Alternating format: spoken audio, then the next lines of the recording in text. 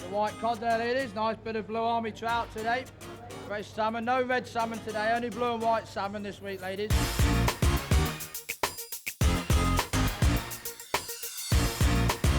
It's Heskey, it's a clever layoff, back it in, Black Claret! Little ball for Heskey! Marriage. Now Robbins, good shot on the turn! Oh, that's a great goal, isn't it? Parker with a free kick. Towards Grayson, it's in! An equaliser from Simon Grayson. It's Leicester City and Martin O'Neill who go to Wembley. The pre-season relegation favourites could end the season with a major trophy to their name. Musto has tiptoed into the box. It's Ravanelli though, and now it's Juninho. He's almost got through. Lennon was there. Ravanelli, yes!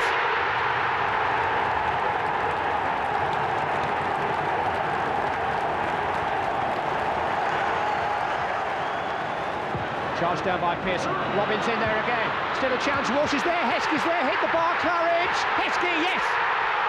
Leicester City, with 2.5 minutes to spare, are back on terms. They just will not lie down. Spirit, they have it by the lorry load.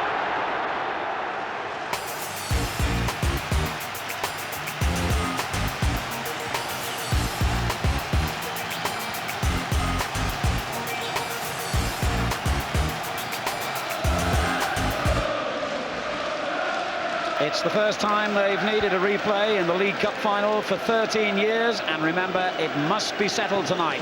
Half an hour's extra time and then penalty kicks should the team still be level, and that's going to be an experience if it happens for the two goalkeepers, particularly this young man, 21 years old, Ben Roberts, who plays between the sticks for Middlesbrough tonight. The Swede Pontus Kormark will have a very similar job to the one he had at Wembley 10 days ago in keeping a check on Juninho. But it may turn out to be a different sort of role tonight. Our information is that Juninho will play up front with Ravanelli rather than in his normal, slightly withdrawn role. It's going to be Middlesbrough who get this League Cup final underway. Two teams who between them have lost only twice in 26 cup ties in various competitions this season. Middlesbrough in the red shirts and white shorts, attacking from left to right. Emerson, who you, our viewers, voted man of the match at Wembley 10 days ago. And I imagine it could be a very different sort of game to that occasion, which was disappointing. We all admit that.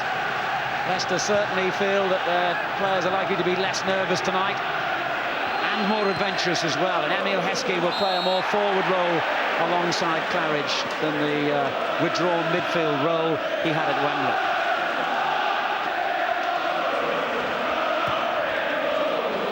Neil Cox trying to find the run from Hignett, and Whitlow slides it out of play. Hignett, one of the goal scorers, of course, in the FA Cup against Chesterfield at the weekend from the penalty spot. Pearson, who didn't play in that game and hasn't played in Borough's last two. A very welcome sight back in the defence for them tonight. Well, there's no doubt Heskey's been given the job of playing a bit further forward. First half at Wembley was down in this corner, the ball's in now. Tonight we find him on the halfway line. There's Parker, who had an excellent match at Wembley. Out on the right is Grayson, whose semi-final goal against Wimbledon and their place in the final. Good clearance there by Roberts. He'll be pleased with his first contribution. No, he did the job. Always a danger when defender and goalkeeper get close together. It's only his 9th appearance in the first team. He would have played in the FA Cup semi-final irrespective of Schwartz's injury, because the Australian keeper is cup-tied in that competition. Well, Juninho is far further forward than he was at Wembley, and it's Craig Hignett at the moment who's the one that's kind of just dropping off. I think he's happy playing that role, Hignett, and with Emerson doing that as well. I think that's what's influenced the inclusion of the man on the ball, Clayton Blackmore. Spencer Pryor keeping a careful eye on Ravanelli. moment's confusion, which Pryor sorted out quickly and sorted out well. Heskey with a lovely little touch onto Claridge.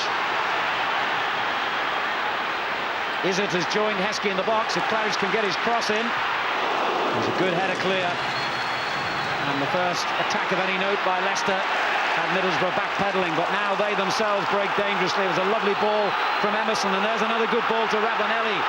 Both Juninho and Hignett up in support of the Italian here. He maybe took one touch too many, but that's a corner. Spencer Pryor looked to play offside, but you can see at the bottom of the screen, Steve Walsh is 4 or 5 yards behind everyone, playing onside. He just looked to stumble and lose his balance at the vital moment. Well, that's a very good break, so typical of what Middlesbrough are good at.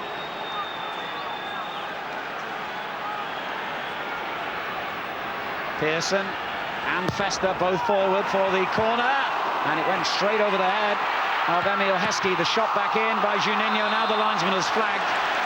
Has to stand on the pitch to draw the referee's attention to himself. A little unlucky Juninho, his first touch. Strange to say that about the little Brazilian, but he doesn't get it under control quick enough. A little bit too high as the ball bounced. It just gives Leicester a chance to just squeeze him down, put pressure on at the edge of the box. Festa, another goal scorer in the FA Cup, of course, against Chesterfield. Here's Parker. Musto on to Ravanelli and then to Emerson. Whitlow did brilliantly then. Great defending by Mickey Whitlow. Interesting to see that this time it was Juninho closing down Cormac and not letting him get a kick early. The reverse of what happened most of the time at Wembley. The big difference when you play him that far forward. This way gets the ball into feet and he turns and beats you. He's through. He's level with the back four and he's through. At Wembley, he was getting the ball in that midfield area and had so much to do. He was getting crowded out, Juninho. That might well have been in Brian Robson's thinking. Muzzy is it. It's a bold run, but again, perhaps just a step too far in the end. But justified. Walsh's clearance has dropped at the feet of Emerson. Given away to Claridge. Now Heskey. Musto, as ever, spotted the danger. Well, there's a much better tempo about the game. People did criticise the first half at Wembley, but I just thought the tempo was low and down. No such thing here in the opening 5 minutes. The tempo of the game's been good. I think when you get a good tempo to a game, you invariably get a decent game. More urgency about the whole thing. Nice touch, Ravanelli. Musto on to Hignett. Clayton Blackmore getting into a good position and almost finding Hignett. Walsh with an important interception, but here's Juninho, cleared by Pryor. Well, what reaction from Juninho. You know, he reacted so quick. Almost assumed what Walsh's clearance was going to land right at his feet. Just nipped in front of Cormac.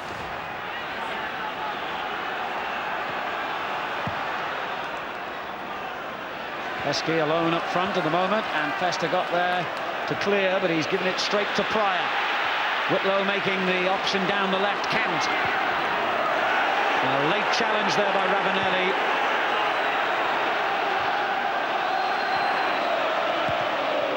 Cox a bit fortunate to find Blackmore. And here's Musto. Leicester pressurising Middlesbrough deep in their own half, but there's a great ball out for Juninho. No, it's just too much pace in the end. Well, they'll look to play that, I think, especially from Nigel Pearson, to get the chance to play that long diagonal over the top. Now Whitlow. Claridge, Lennon.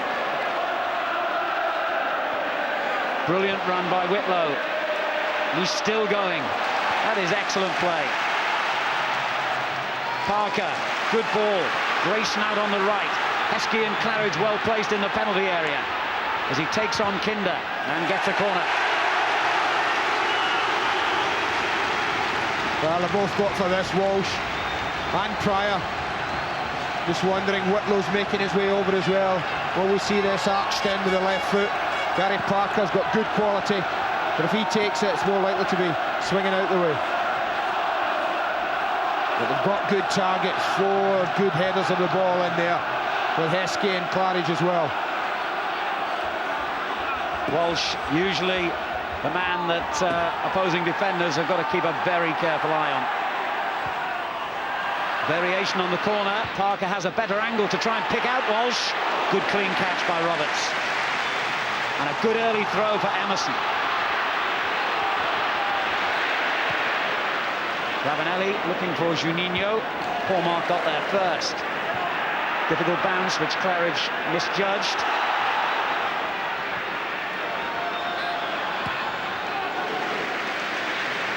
This is Spencer Pryor. Lennon. Parker. A bit too strong for Izzard. Cox did well. It's going to be an interesting area of the field, wide at both sets of fullbacks.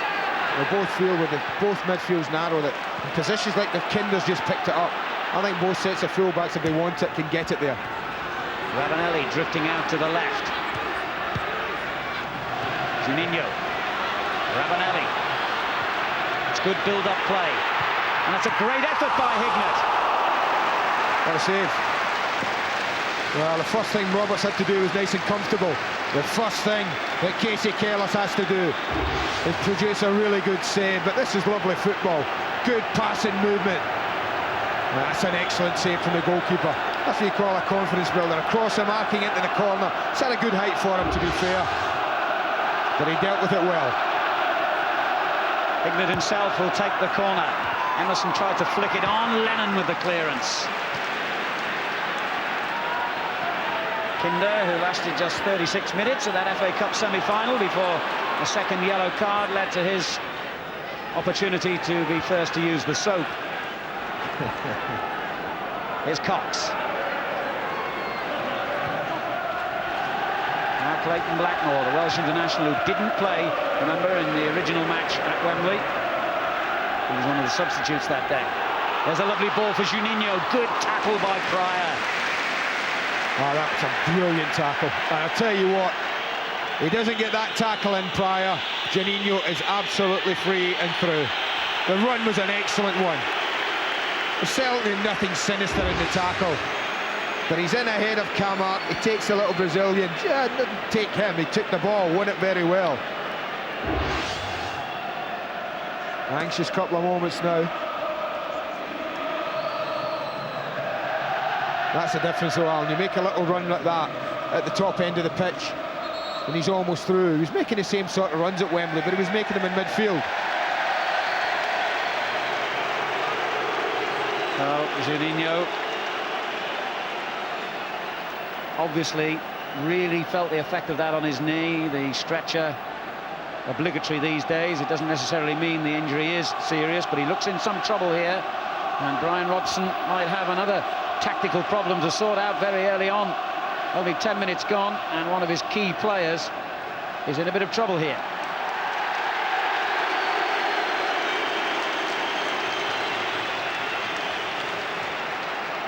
And the Middlesbrough fans who've had a difficult journey to Hillsborough, delighted to see him on his feet, but he's off the pitch at the moment. Some Middlesbrough fans only just getting here. Row X, seat 33, I don't know. Where are you? Any seat you want, son. That's what I would say. Go on. Claridge. That's good pressure from him against Emerson. Parker. Oh, he's normally a better passer of the ball than that, Gary Parker. Whitlow had to rescue that one for him. Now he's in a difficult position and has run straight into Ravanelli. Juninho, as you can see, back on the pitch and seemingly running as freely as ever. And here he is. Paul Mark, I need hardly tell you, the defender. And defended impeccably.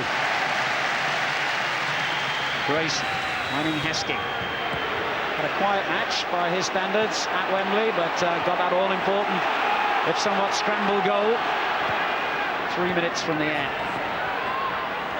On Sunday, Middlesbrough was 60-odd seconds from the end and a place in the FA Cup final till Chesterfield hit back.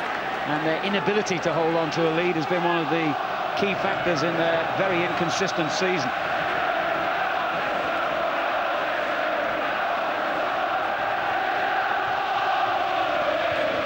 Heskey's header. No problem for Middlesbrough. Emerson. Oh, beautiful skill. Brought down by Whitlow. Well, about 20,000 Middlesbrough fans and one Brazilian thought he was brought down, but the most important man, Martin Boddenham, didn't. Well, I'm not so sure there's a tackle here where they just catch legs. I mean, there's no real attempt to tackle there. That's one of those unfortunate ones. It's interesting, I looked down just at both benches when that happened. Martin O'Neill was standing applauding, obviously seeing it the way the referee did. Viv Anderson was out complaining. Which was ever fuss. Grayson with an excellent run here. Heskey in the middle. It's come out towards Lennon. And they were on the back foot then until Cox got it clear. Thumped back in, but there'll be an offside decision here. I'm not so sure there should have been. I tell you, it looked touch and go. If he's given it against Grayson, he shouldn't have done. We might get a look and see if Heskey's just come back from an offside position. Certainly Grayson was, there's no doubt about that. He had produced the cross and he was coming back really inactive, I suppose we'd say. But I thought Heskey was still onside when the ball was played back in.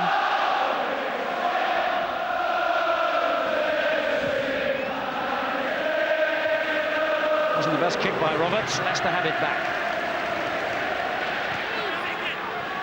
Grayson waits for the run down the inside right channel, but couldn't find Heskey.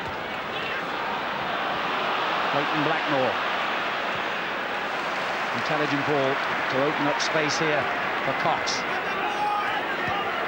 Ravanelli slides it between Whitlow's legs and again complains that he should have had a free kick, but referee Martin Boddenham, who is notorious for allowing play to flow and not giving too many free kicks, says play on again.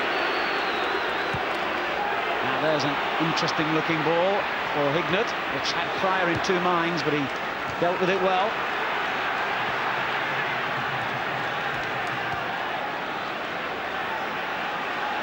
Walsh. Clearance by Fester. Kinder on to Emerson.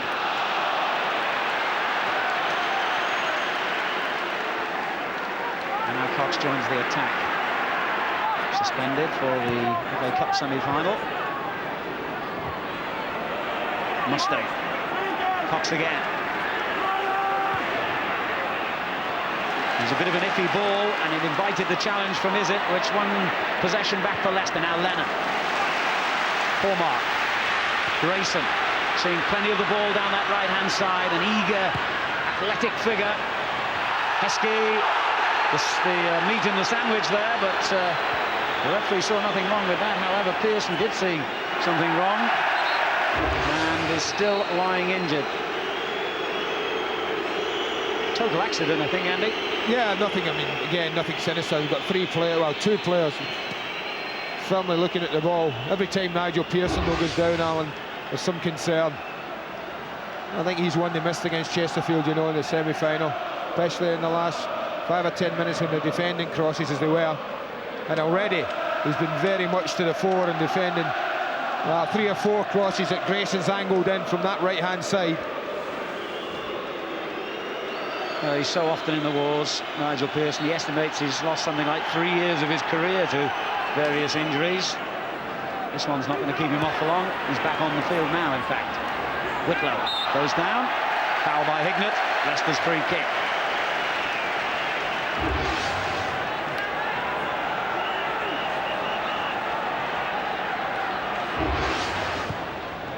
Swung in towards the on-rushing captain Walsh. Heskey using his strength to good effect. Grayson brought down. No, again. Linesman's right on the spot, to be fair. We're a long way away the other side of the pitch. But the linesman was no more than 5 or 10 yards from this. They'll give and go. Well, the left leg seemed to come out somewhat, but obviously no contact.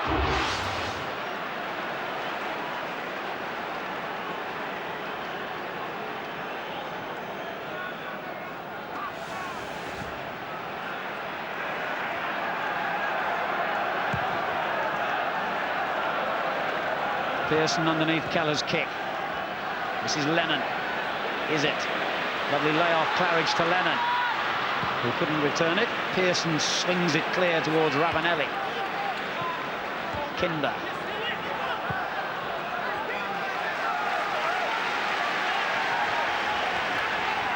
Martin O'Neill, a winner in his playing days in this competition at Nottingham Forest, looking for the first major trophy in his career at Leicester. And with his team almost safe for another season of Premiership football.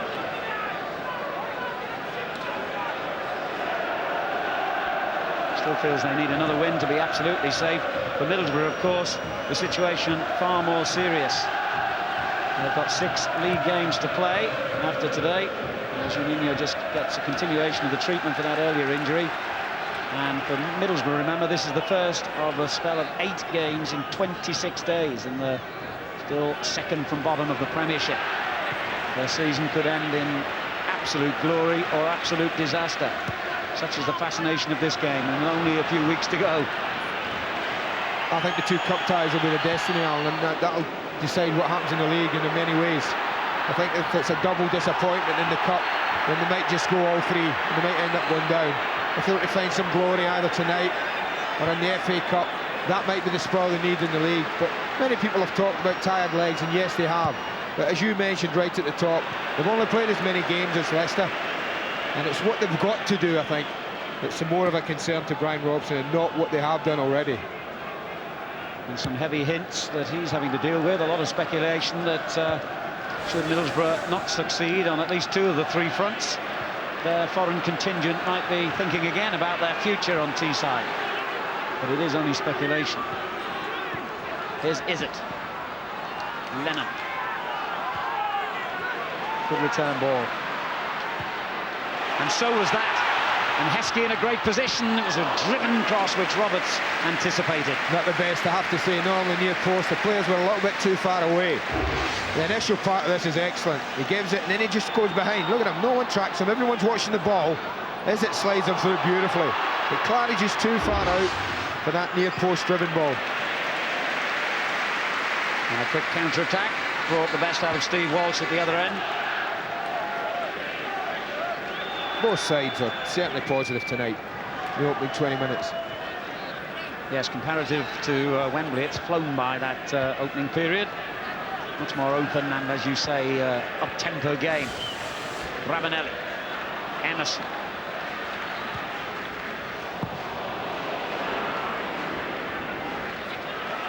Blackmore reaches it first, ahead of Izzet. This is Kinder, who's Slovakian. Now the Brazilian Emerson. Juninho. Pryor covered intelligently again then for Leicester.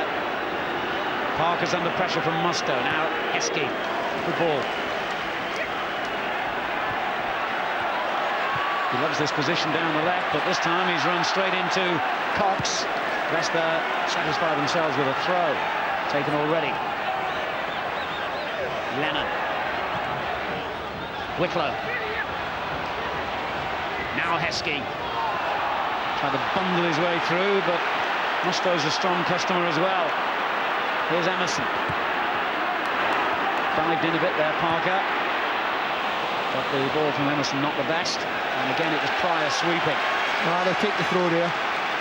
But I think Whitlow's trying to do what I suggested he might do, and that's push into midfield. I think they've seen that Camark's been pulled back into that back 4, and with only really Ravanelli up there to mark, there's sometimes 2 against 5 if Whitlow doesn't push forward. But what they do, they pushed forward there, they lost it, and Emerson very quickly broke into the area that he had left. Muzzy is it. Claridge closely marked, and I mean closely, by Festa. Well, he was persistent, as he always is, Claridge. He'll never give up on anything, and he's earned his team a corner. He was always second here, what he does very well. Great example. We were talking about not giving silly free kicks away. Claridge had him in the corner, he was going nowhere. So many players would have hacked away at Festa's ankles or whatever and given a free kick. But he just made life difficult for him. He's earned his team a corner, and, well, from such things do goals come from. Walsh the target on the far post. They've got another corner. Pearson's clearance.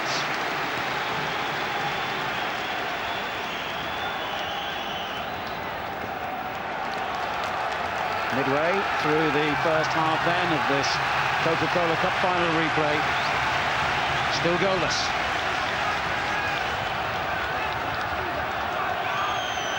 Well, let's just put Parker better on. He'll be able to bend and fizz this in. Walsh coming in on the back post again, though. It was Pearson who met it first. Turned back in by Cormac. Now there's an offside flag to end that Leicester attack.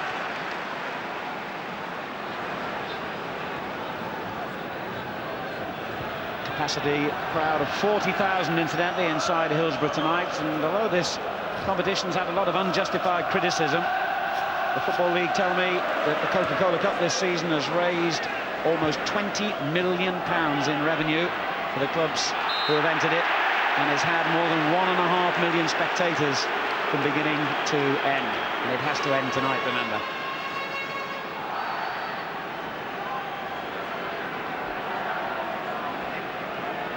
Middlesbrough have a free kick and a moment to draw breath.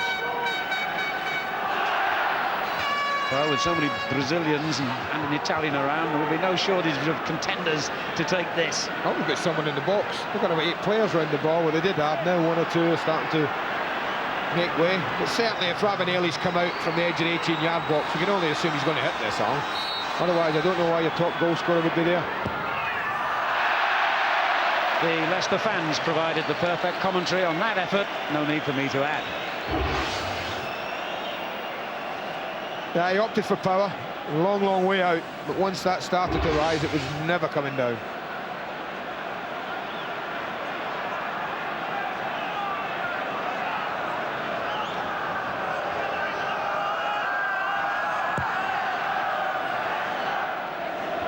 Emerson wins the header, but it's gone straight to Grayson, who had time to turn, or did he? He almost got in trouble, and that back pass might well get Keller in trouble. Again, it was the excellent Pryor who read the danger and dealt with it.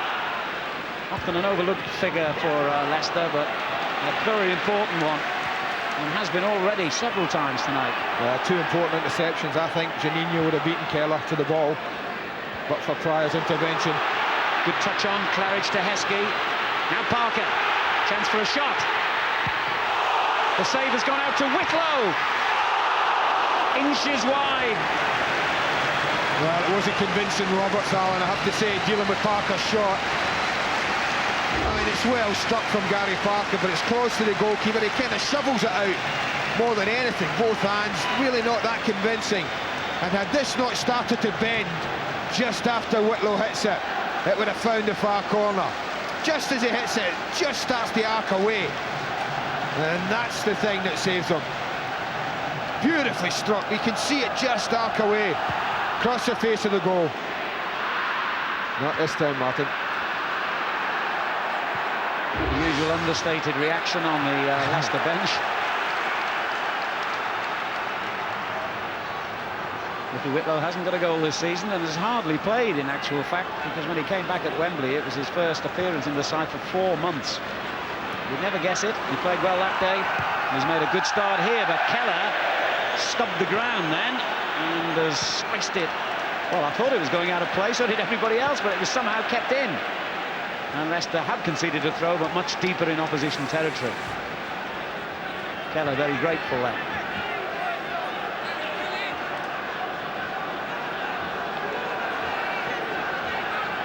Blackmore. This is Cox. Emerson.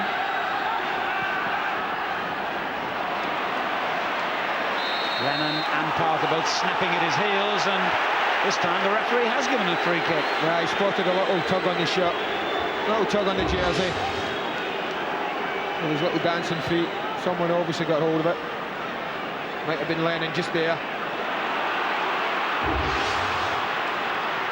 Middlesbrough coming forward. Kinder's effort on the bounce, easy for Keller.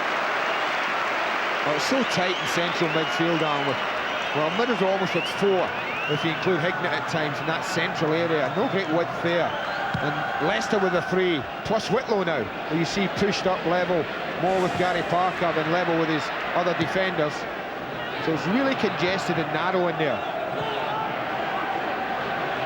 Well, that's a decent start, but look at all that play in that middle area. Calm defending by Middlesbrough. I think those areas with full-backs in that type of area might be where the first opening comes from. Hignett takes on Pryor. And looks for Ravanelli in the box.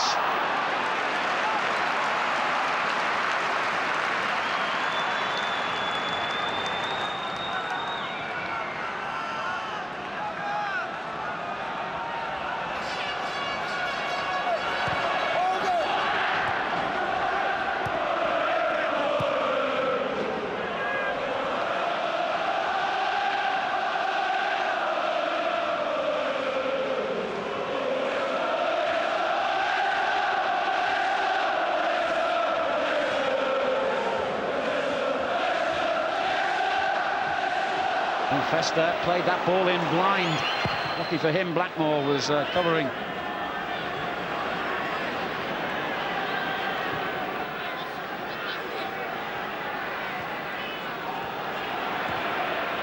Pryor with a sliced ball forward. I don't think he appreciated it. No, he didn't. He didn't appreciate the ball back. I think once he had given it to Kamak as a centre-back and primarily a defensive one, he just wanted Kamak to deal with it.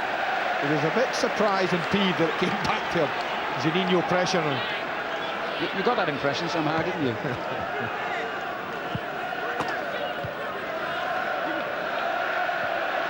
Hignett. Again, Leicester closed down so quickly. There are a few teams that work so hard, but they don't want clumsy balls like that from Parker. Not like him, in fairness. Now Ravanelli has mistakenly played it straight to Lennon. Mustoe back covering, but Lennon has shaken him off.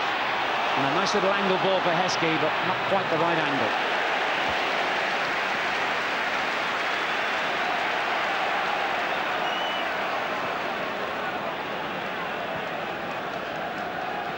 Coming up to half an hour gone then at Hillsborough. And the best opening of the match so far has fallen Leicester's way.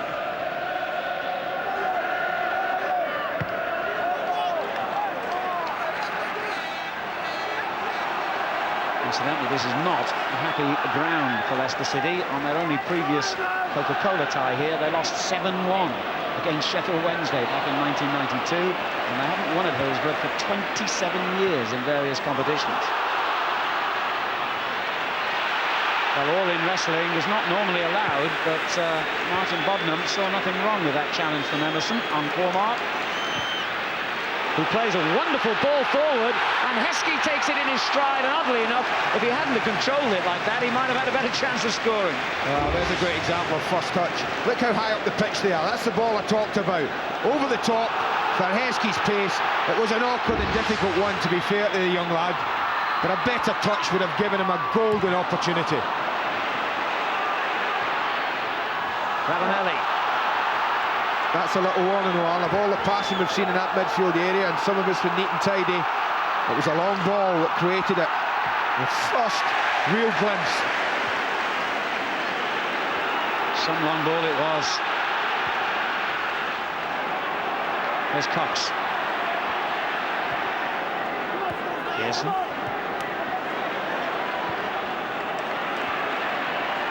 It's good football from Middlesbrough. Blackmore.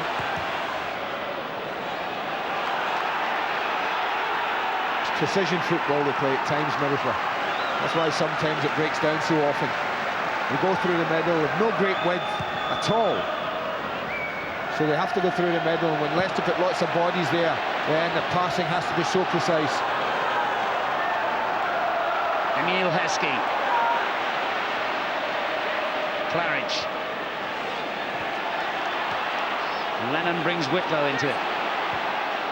Parker has some space here. Grayson calling for it in on the right, and he delivers a lovely ball. Grayson's header in was useful as well, but Roberts once again was quick to see the danger. Yeah, job done in the build-up. They can't allow Gary Parker time and space to do this. He's got good quality and he will punish teams. He has done this season, and he's certainly capable of doing it tonight. To stand off him, allow him to just take aim and fire. He'll pick players' runs out, no doubt of that. The League Cup, the only major trophy that Leicester have ever won in their 113-year history. Middlesbrough have never won a major prize. and they have been in existence for 121 years, even longer. And of course, the winners will get a place in Europe in the UEFA Cup next season. Obviously, Brian Robson's club have never operated at those dizzy heights, and Leicester only once before in their history as well, 36 years ago. Now, Juninho has been quiet for the last 10 minutes or so. They just crowd him out. They've done it ever so well. For what now, almost, well, I was going to say a game and a half, but more than that. Well, they've given the ball away, Leicester, rather carelessly, and it's played forward too deep, too heavy by Emerson. You know, they never leave Camargue 1-for-1 against Juninho. I mean, he's only had the ball 8 times, that's all. And that statistic is a tribute to that player who has once again, so far anyway, you have to keep stressing, so far, done an impeccable job of close marking. Is it? Making Claridge work hard.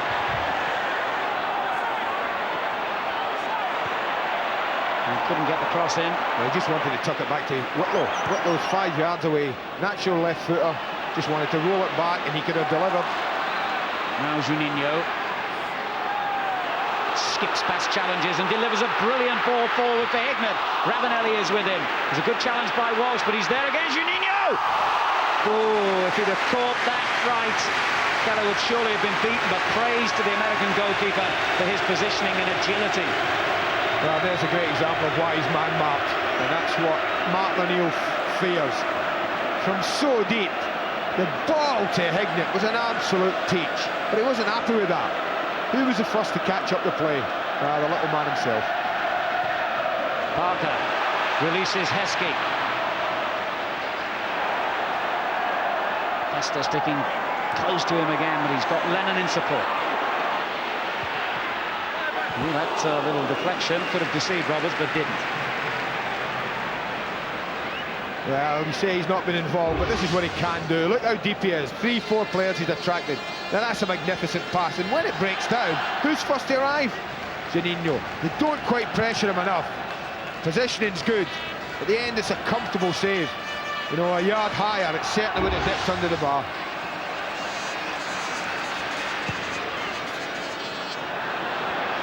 Heskey's going to make life difficult for Roberts here, who improvised well, having committed himself to the forward run. Now Parker sees him slightly off his line.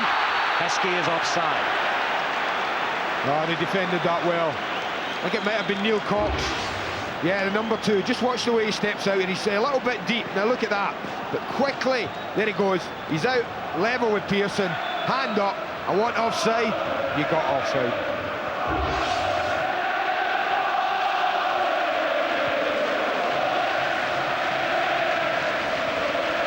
Minutes to half-time. An absorbing game. Ravanelli. Blackmore switches play to the right to Cox. On to Juninho, and Cormac wouldn't be shaken off again. It's a role that demands so much concentration that Cormac seems to fit it perfectly, despite his apparent misgivings. If you believe some of this morning's newspapers, he has been quoted far and wide as saying he feels it's slightly immoral to destroy the public's view of an entertainer like Juninho. Never heard too many professionals describe it like that before. Well, I might not think that if his job means that he's walking home from here with a winner's medal. Risky ball by Whitlow, and Pryor wanted Keller to come and claim it. Lennon. Good ball. Whitlow. Well played. Heskey. We've got a lot of men forward in this attack. Lennon. Checks to his right and played an off ball really in the end. That was I'm not sure it was between both. Was it a cross? Was it a shot? I think the opening is there for a shot, and I think that's what he tried. Does ever so well here just to tuck back out to his right foot. The opening is there.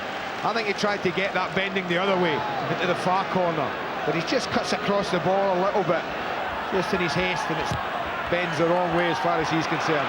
And he had great support in that 6-yard box, to be fair to Leicester. Lovely back corner there by Ravanelli. Juninho's off on a run again. Pryor cleaning up again. Terrible touch, get him off. That's the trouble with these Brazilians. No touch. Second touch of tackle. Parker.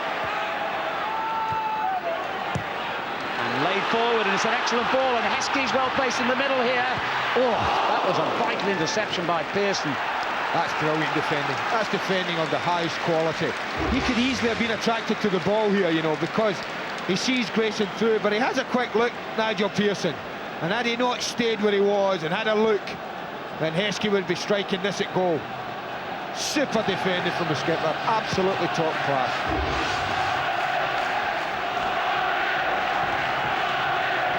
Well, just as happened at Wembley, we've seen some excellent defending.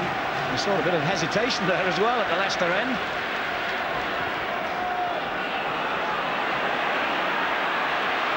Now the referee has waved play on here. Lennon, Heskey, chance for Heskey. Would you believe it?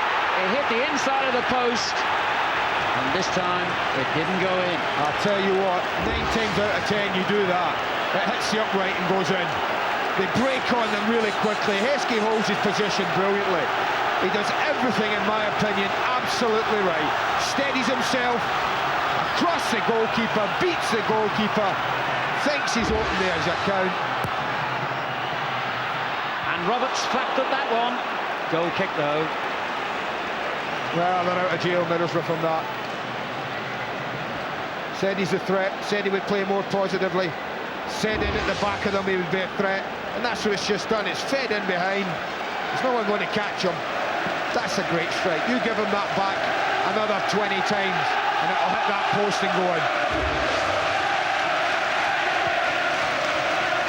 Well, it's moments like that that turn football matches. I wonder how significant that might be in the long run. Well, maybe Middlesbrough thinking after the last couple of cup ties they played in Ireland, they're due a bit of luck. They're giving it away again here to Lennon. Whitlow's cross, Heskey's in there again and makes a strong header, but he was a long way out. Well, that's top class. That's what I meant about Steve Claridge earlier. What he should have done is exactly what Lennon does here. He tucks it back, he knows Whitlow's got a good left foot, and he delivers a free cross. He's just under enough pressure from Leicester to ensure that he can't get enough power on the header to really trouble the goalkeeper. It's a good spell from Leicester. But it's Middlesbrough on the attack with Blackmore. Well, I'm full of admiration for Cormac again. He's just read the danger and dealt with it. Heskey on to Claridge. Leicester having a marvellous end to the half here.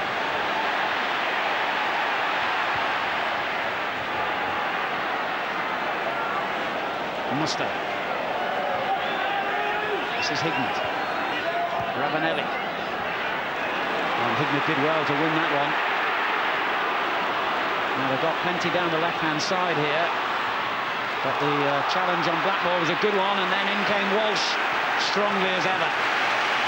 And Leicester are growing in confidence here, you feel.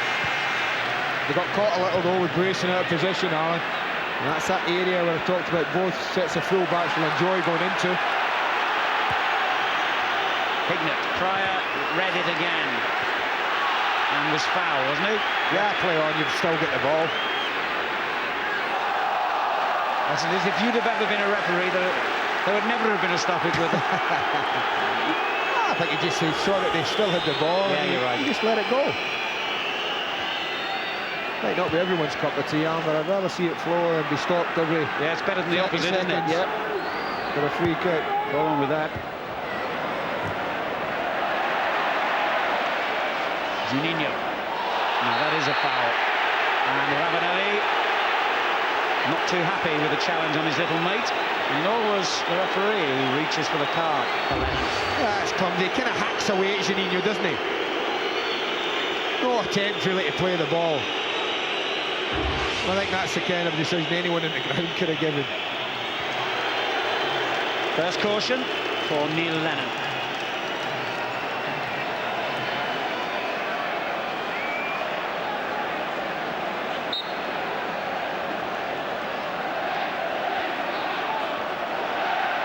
Pearson just hangs it up for Ravanelli.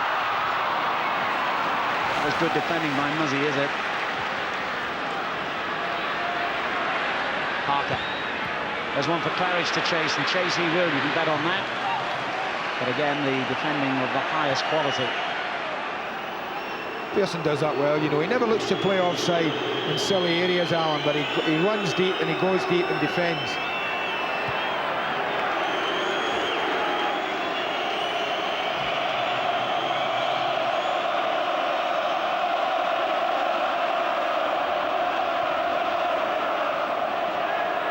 Cox to Ravanelli.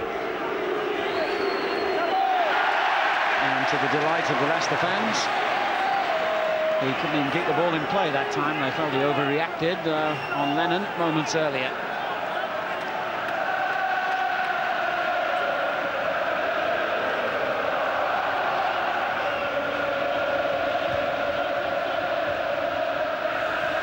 Parker. Nice little touch from Izzet. And Lennon takes it from Emerson. This is Walsh. Racing way out on the right.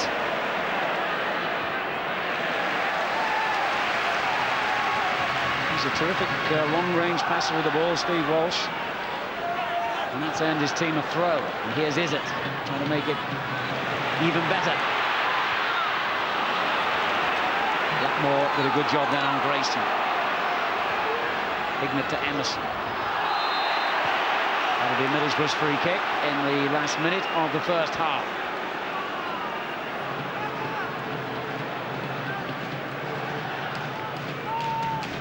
Suitable time to remind you that if the teams are still level at the end of 90 minutes, this game would have half an hour of extra time, and if there's still no change, then it would be penalty kicks. And no major cup final in England has ever been decided by penalties. Well, we're about to see a little bit of history in the making. Juninho. Ravanelli. Cormack's there again. Juninho's not going to give it up without a fight, and fight was almost the operative word then as Hignett went sliding in. But Cormack's a cool customer. Yeah, he did well, but when Juninho picked up the ball, Alan, deep in that position, he had 10 boy shots to get past, and I don't think they're too worried then. He's got an awful lot to do, even him, as a magician.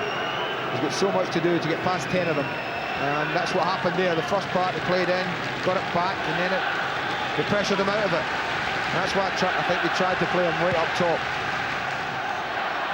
Wasted free kick.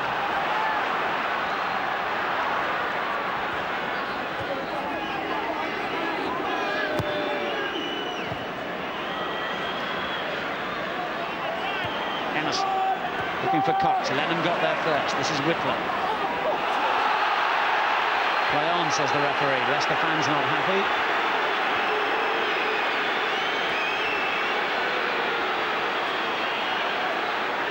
And waits and then delivers it to Ravanelli. Parker just nicked it off his toes. Claridge. Did well there, Claridge. And Izzet wins the throw. Grayson. A little bit congested over there, but now Middlesbrough can open it up a little with Ravanelli. Walsh's challenge, Middlesbrough's free kick.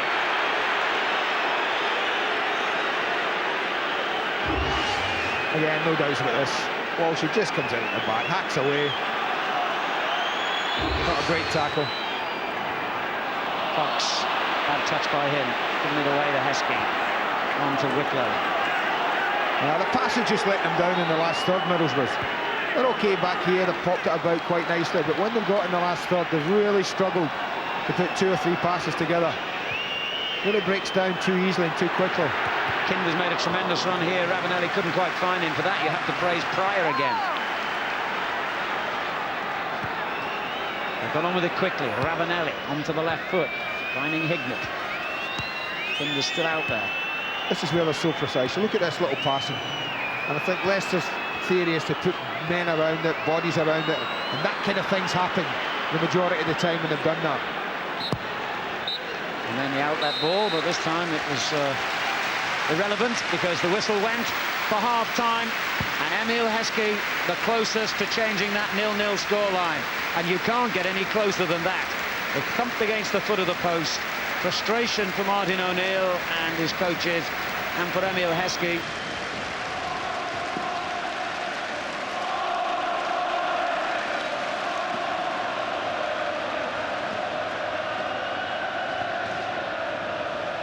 So are we 45 minutes away from knowing the winners of the 37th League Cup final, or is it going to take a little more time than that to decide? Leicester City will get the second half underway, and in this half they're attacking the what used to be known as the Cop End here at Hillsborough, in the days when it was still open terracing. Huge stretch it was too, and that's where the majority of Middlesbrough fans are gathered tonight. 20,000 for each club, and of course those Borough fans want to know about the traffic problems in time for next week when they're back again for the FA Cup semi-final replay against Chesterfield. The last 3 cup ties have all gone to extra time, and 2 of them of course to replays, but this one has to be finished tonight. Gary Parker. Grayson got down that right-hand side a lot to good effect in the first half, but it's a poor ball. Quite a year for cup finals in the Grayson family. His younger brother Paul, opening batsman for Essex last year in the NatWest final against Lancashire. And I gather Simon himself is a pretty useful cricketer in his school days. And his brother, would you believe, had a trial as a footballer for Middlesbrough.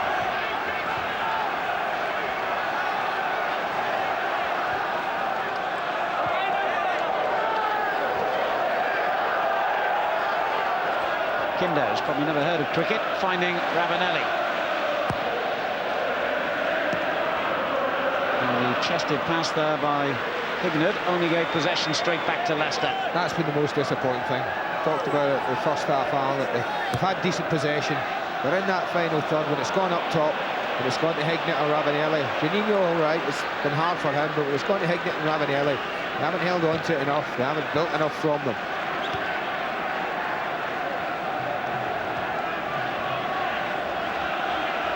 Keep playing it with a patient side, I'll say that for them. Lovely drop of the shoulder there by Emerson.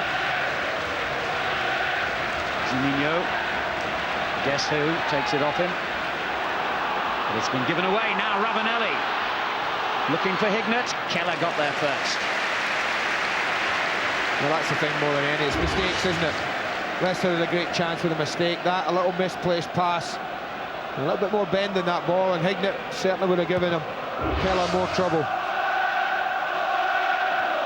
Claridge's header on, didn't realise where it had gone. Blackmore did. Emerson. And Hignett not allowed room to turn, and that's the basis of Leicester's game. They don't allow room for anything. Now the linesman gave a throw-in to Leicester there, and the referee has overruled him. Well, it is his prerogative as referee, you know. Do they have prerogatives, referees? He wasn't too far away, in fairness to Martin Bodman. Probably closer than the linesman. Thankfully, in terms of potential controversy, nothing came of it.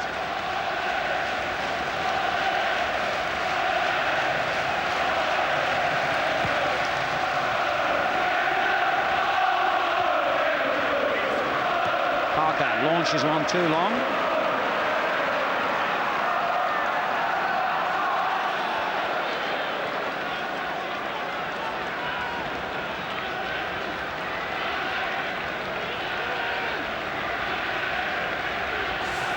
Pearson has to look for the long ball option, and it's a good one too, but Ravanelli's layoff wasn't. It's too easy, giving it away like that. That was a good ball up from back to front from Pearson. He's entitled to expect his striker to hold on to it for a bit. Instead, the back defending the edge of the box. And Parker suddenly onto that loose ball. Finds Grayson. Plenty forward in this attack. The cross met by Izzet. That's a great turn and shot. Great take. The ball in from Grayson, I'm sure, was not intended to have Izzet as his target. I think he's trying to play this into a danger area, but arrived at it very quickly. 2 excellent touches on the ball. First to control it, then to set it where he wants, onto his right, so they can spin and hit rather underneath it.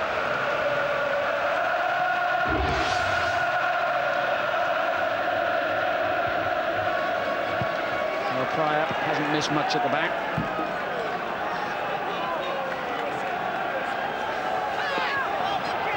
Ravanelli. And Pryor's presence forced him to play the ball early. Kept in play by Neil Cox. Emerson. This is Vladimir Kinda.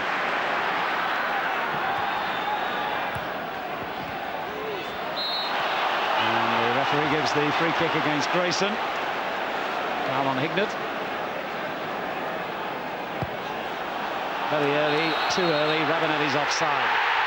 It's unlucky, good thinking, tell you. They hold the line quite well. It was a quick piece of thinking from front man and deliverer. Look, he starts to go behind him. He only goes a yard early. Just held his run a fraction more. There's nothing they could have done. Pryor, for the first time in the match, just got caught. But he'll say he knew exactly what he was doing. Run on offside. Now, this time Pryor has made a mistake and given it away. Hignett, Ravanelli peeling away to the far post to make one option for him. But all credit there to Parker for getting back and defending so well. Again, it's another ball lost too easily, in my opinion, at this level, in a dangerous area.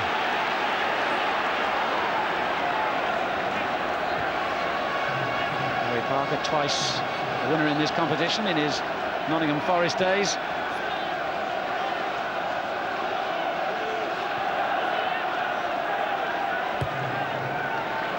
Emerson finding Cox. Whitlow arrives to close down the space, but on it goes to Ravanelli. Walsh alongside him.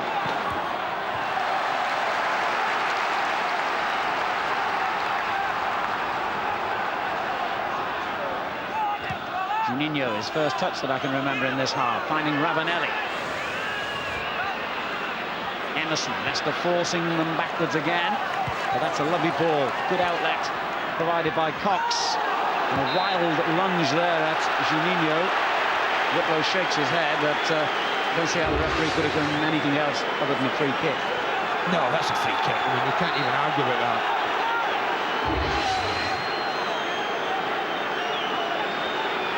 He's lucky he's nimble, Juninho. I tell you, many would have been caught by Whitlow's lunge there.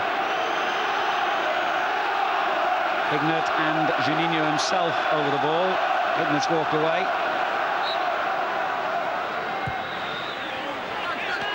Easy catch. Casey Keller still only had 2 goals in this competition, by the way, in the 7 ties he's played in. And one of them came in the semi-final and the other in the original match in the final. Not a bad record. Whitlow leans on Juninho, who wasn't going to win that physical battle.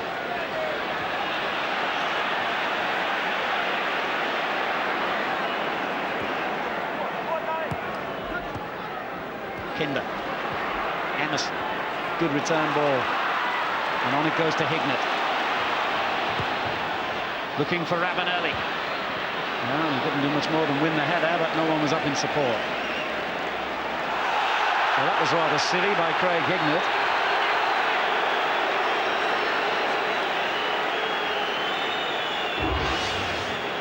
He raises his foot, Keller just comes in. I think quickly, very quickly pulls it away. Heskey. Aye. A little bit of an argument between Heskey and Fester. What Fester's done to Heskey's, when balls have been delivered up, he's got up early on Heskey's back and won headers, and Emile Heskey's been thinking he's been hard done by, and he has to a certain extent. And I think just showing a little frustration there, but that's definitely a free kick to him. Parker will take it. Wasn't a good one. Musto got it away quite simply. There's Lennon. Omar. Back to Pryor. And under pressure, he's given it away. Hignett finds Emerson. He finds touch.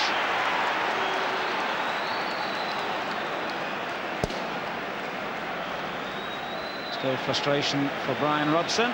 He knows his team can do better than this.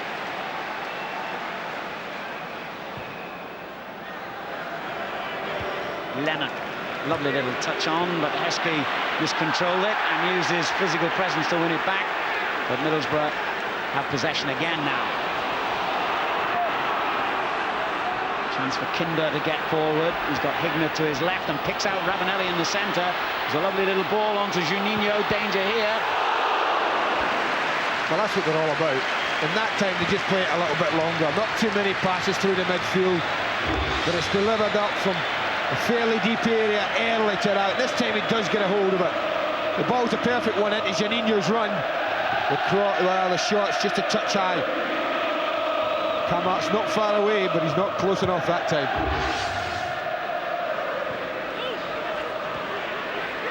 Well, most of the 36 finals in this competition have been decided by a single goal margin. That's the tightrope that both these teams are on here. And a foul by Pryor on Hignett is, I think, going to earn him a caution.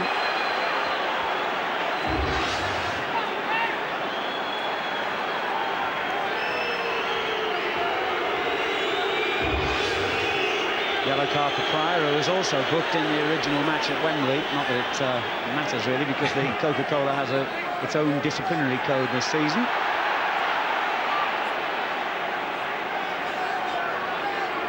So it won't count towards any league disciplinary action. Here's Festa. Away by Whitlow. Nigel Pearson back on the ground, where he performed so brilliantly for Sheffield Wednesday over the years, and indeed led them to a League Cup final victory. Not on this ground, of course, at Wembley. Heskey making the run here, and he might just get in behind the defender, and he has, and finds Claridge.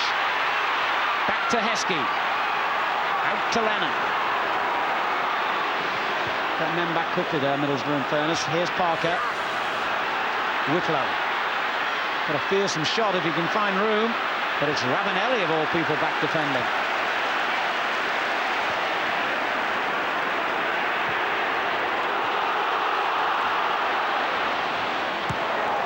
Oh, that's splendid play by Cormack again.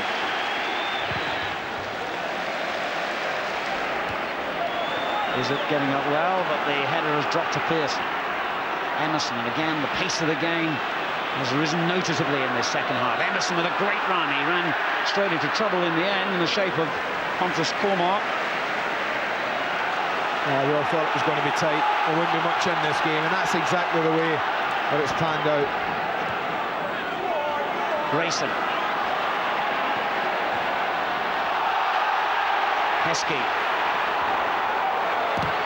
That's a corner.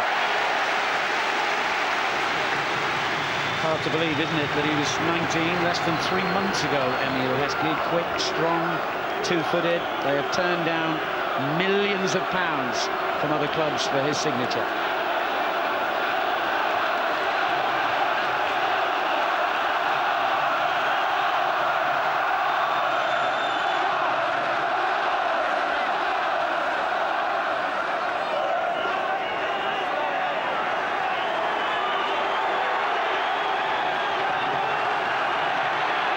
Taking the time over the corner, but they've just got to get this right.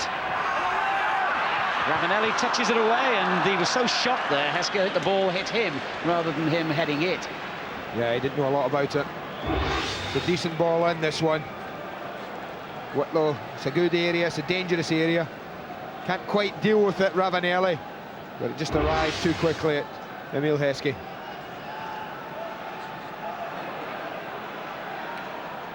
Well, I wonder who all his tackles have been against.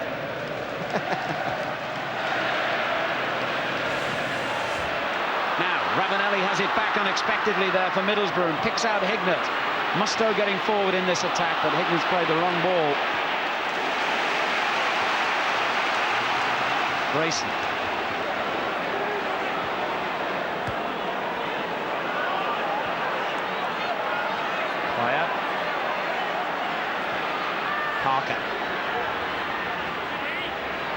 goes down, but the referee shakes his head and says play on. Hignett. There's too much breaking down in Craig Hignett at the moment. And he was guilty of pulling Grayson's jersey then. I just wonder if at any time you look at both teams when it's 0-0 in a cup final, and you wonder where could teams change it to win it. Leicester, you don't see too many changes that Martin O'Neill would want to make. I think the 11 that are out there are 11 he would want to play and finish the game. I think it's Middlesbrough, and you look at Beck on the bench, and I think he's the one. You look at Hignett, maybe things are breaking down too much in him. Is it time to bring Beck in? Well, Leicester have a free kick in a dangerous area here.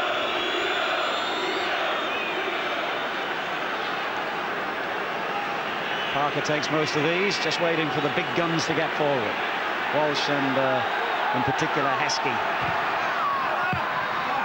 It's a dangerous ball. Lennon hits it straight back. He's got to work hard here, Walsh, to get there ahead of Ravanelli, and did. Warmark. Grayson has overhit that one. No problem for Neil Cox.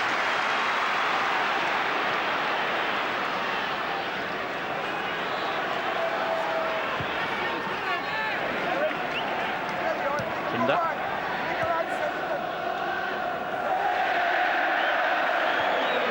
He didn't look then. Emerson, he just didn't look, and he's played it straight to Leonard. Is it? Now Whitlow. Well, that was sheer frustration at his own original error. He doesn't think it's a free kick, he does. I thought it was a free kick. He lunges in. It's nowhere near the ball. It's as clear a free kick as you're going to get. But he actually did look for the pass, Alan. He just underhit the thing. It was a lazy pass.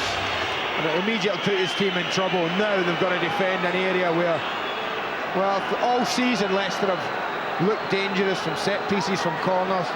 They've got 4 big headers of the ball up there. We've got Gary Parker's good delivery normally. So this is a threatening area, a threatening situation. Will Emerson's error prove expensive?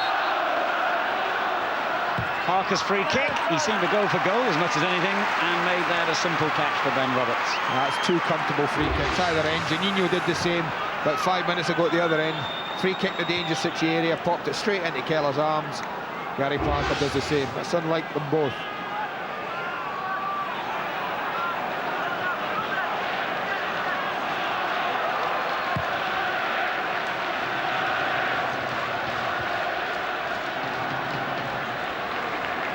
This is Kinder.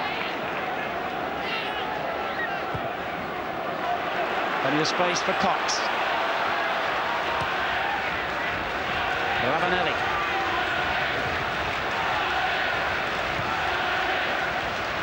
Leicester trying to ensure he can't turn, but he still kept possession well. He gets it again. Excellent play by Ravanelli. Kinder. That's not excellent. Presented it straight to Izzet. 63 minutes coming up, and you just wonder, the longer the game wears on, whether that's going to be detrimental to Middlesbrough's chances here. They did have that tough 2 hours of tense cup-tie football, mostly with 10 men on Sunday. And of course they've had this tough programme, which is going to get even tougher in the remaining weeks. Emerson showing his toughness in the middle of the field. And on to Ravanelli, who gets a corner. He was looking for a bit more, but that was more in hope than anything. The ball, the run's a great one from Emerson, really forceful, great skill here. Watch this. Just a little tap pass and he's away. The ball here just played him a little wide. Now, Juninho. Keller stubbed the proverbial cigarette out on the post in being so calm, seeing that one go out. Again, quick corner. Ravanelli got up quickly and popped it there. Leicester are pretty well set. They've got enough bodies behind, get enough pressure on the ball. Look at him bent, turn it into the other corner, the opposite corner. Well, the big stand here at Hillsborough literally reverberating from the noise of the supporters inside Hillsborough tonight. It's been a wonderful atmosphere. Are they going to see a goal? Heskey. Force wide, and that was enough. You know, you're getting to a stage in a cup final where, rather than going and trying to win the game, you sometimes get two teams who become fearful of actually losing it. And I think that's probably where we are. We're both a little bit cautious now, both not so keen to throw men forward or too many. I think Middlesbrough won't be like that because I think they just go forward anyway. I think Robbo knows that. That's his side, that's what they do. You start to wonder now, teams, that you start to think if we lose one now, then it's going to be really tough.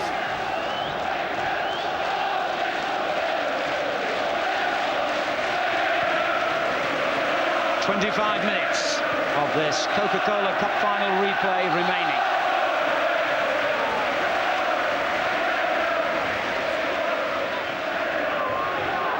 Emerson has slowed it to walking pace.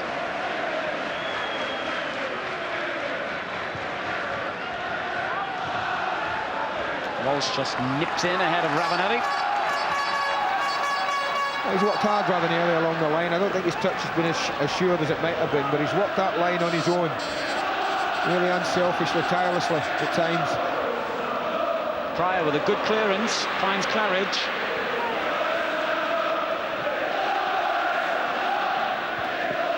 Parker, or rather Cormack on that occasion, using the ball well. Now is it? Pryor. Under pressure from Clayton Blackmore. Did the wise thing. Walsh will look to hit this long. Easy clearance for Pearson, and a good one. Straight down to Cox. Now Hignett tried to lose his man, then Walsh. But who's there again, cleaning up? Spencer Pryor.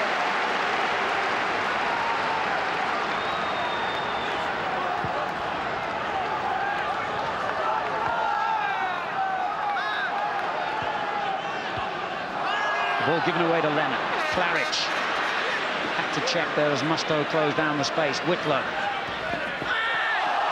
And it'll be Leicester's throw.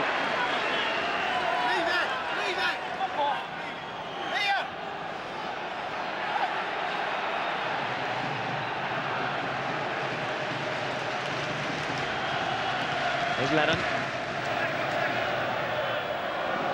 Claridge just couldn't win that battle with Cox, who's having a fine game. And here's Emerson.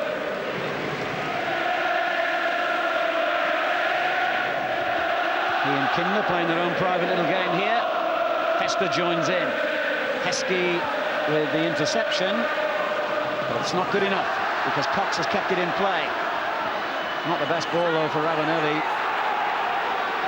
I think when the front man comes that wide, and he wants the ball given to his feet. Now he's got it to his feet from Lennon. And it's a decent ball in by Ravanelli. Pryor there first again. Now Heskey. Parker. Lennon with a good ball. Is it? Well, you mentioned one goal settled so many of these Coca-Cola final, League Cup finals as they were. It certainly looks as if that's going to be the case again tonight.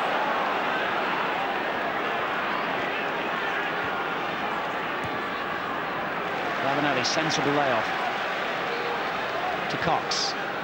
Now Blackmore, the Welsh international, who's been a great winner, of course, in his Manchester United days, and has quietly got through a lot of hard work in midfield tonight. In fact, it was Brian Robson's first signing when he became manager of Middlesbrough. Clayton Blackmore, 3 years ago now. Knew him, of course, from their long time together at Old Trafford.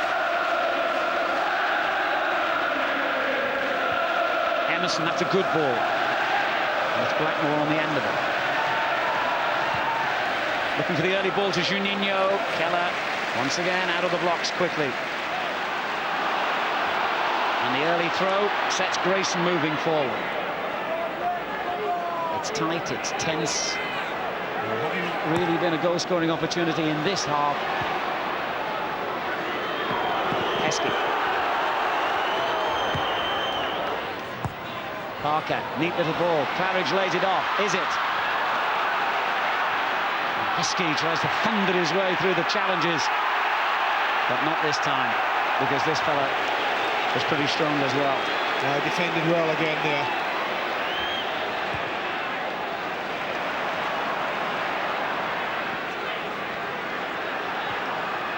Oh, that's taking a chance. They got away with it. Yeah, remarkably, he did. Walsh with a none too sure back pass. Keller did the right thing. And a fine header on from Wicklow to Claridge. But Cox doesn't waste any time getting back on the cover. He's not going to get the throw, though. That was optimistic.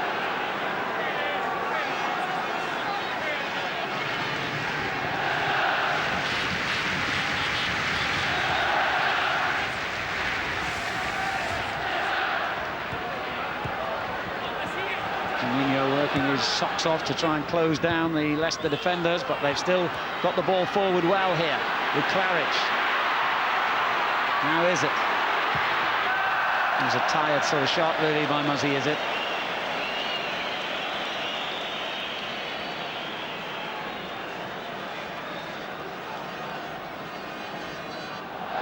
"20 minutes to go.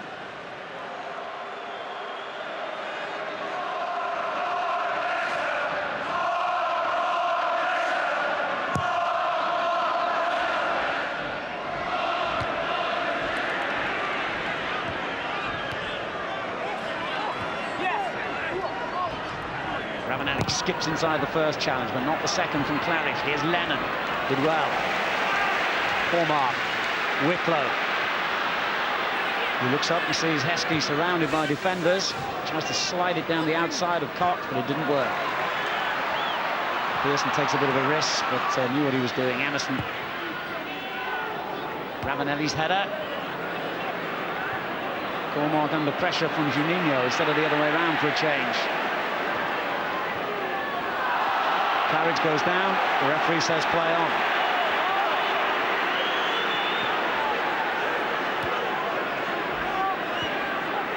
Emerson.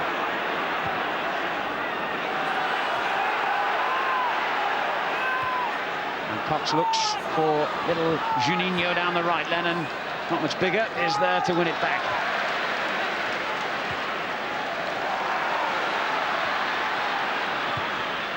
There's one for Heskey to chase.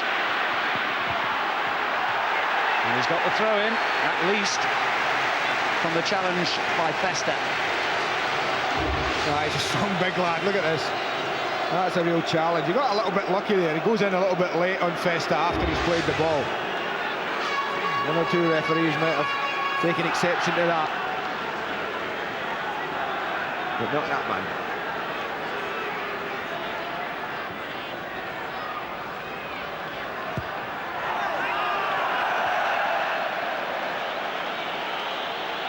Well, another attack fizzles out without a real test for the goalkeeper, and with 72.5 minutes completed now, the possibility of extra time looms, which I would think in many ways is just about the last thing that Middlesbrough want.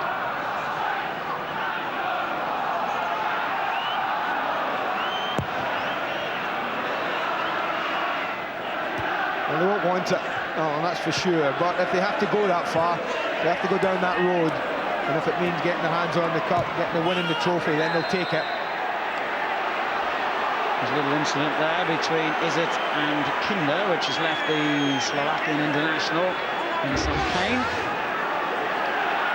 No, he just overruns it slightly. I mean, it's really a tackle about nothing. He actually turns away, Muzzy, is it? He didn't really commit himself to a tackle. But the referee showed the yellow card then to Muzzy Izzet.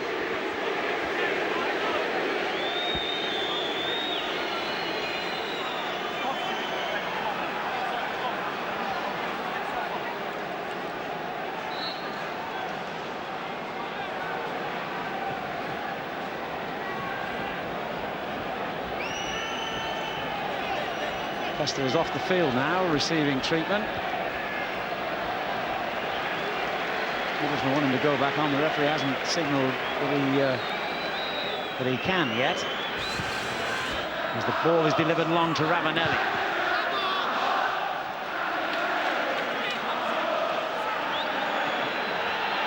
There's a right old scrap going, and the fourth official wouldn't let Festa back on. The Middlesbrough physio was desperate to get him back on. Because the referee had his back turned to that part of the field, they couldn't get the necessary permission. Ludicrous ruling. Now, Kindle straight back into the action with Is It again. Juninho. That's good work by Hignett, closing down Spencer Pryor. As we tick towards the final quarter of an hour of normal time. There's still a way to go, and not much of a hinder one in this half. But Heskey has found Claridge here. And Festa concedes the corner. The roar of anticipation from the Leicester fans. The little nervous glance at the watch by the Middlesbrough supporters. They know how effective Leicester can be from set pieces. Not as yet tonight, but maybe this is the moment. Touched away by Pearson. Here's Parker.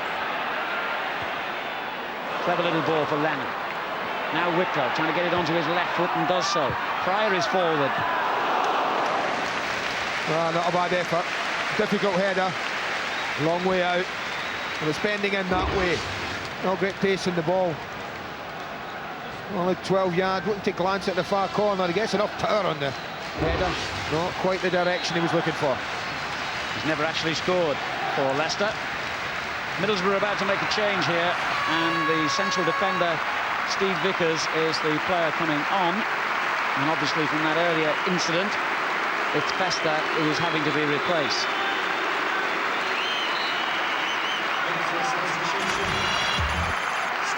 Not a disappointment, but not a body blow. Steve Vickers has played in recent matches anyway, against Chesterfield on Sunday and West Ham in the league game, and indeed was first choice for most of the season until Festa was signed.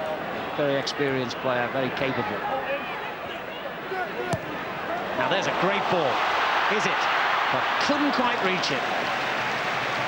Good run. Haven't seen an awful lot of that from Leicester as we've gone into this last half hour of the match.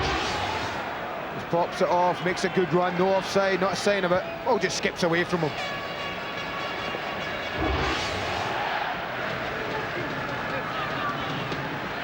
Ravanelli turned his man beautifully. Juninho in the box, so is Hignett, so is Blackmore on the far post, but he can't find the room for that cross. And that's good defending by Leicester. He's still got an outlet, Emerson.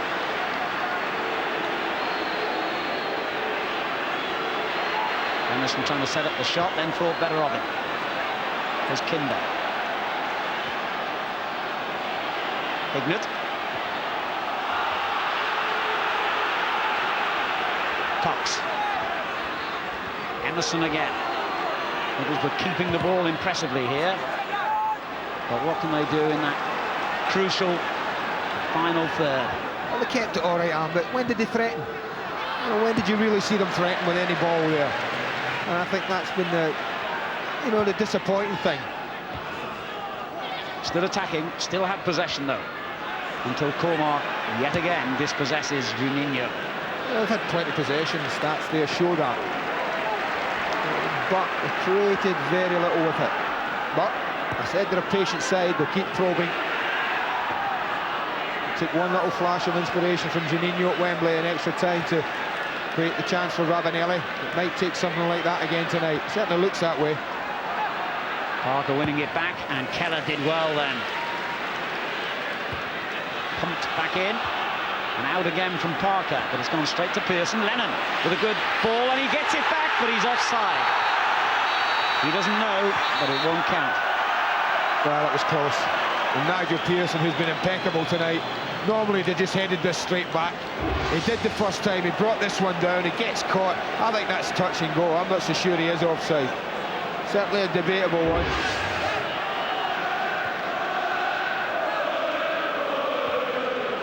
But a tight decision that.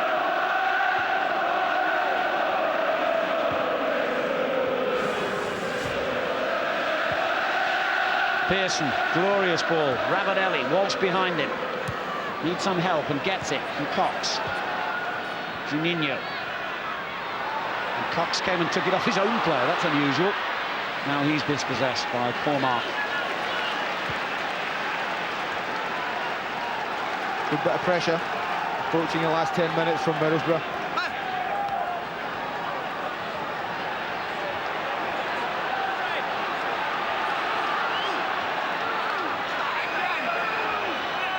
Spending a lot of time about this throw-in. There's an argument between Pearson and Ravanelli. This is ridiculous. If looks could kill.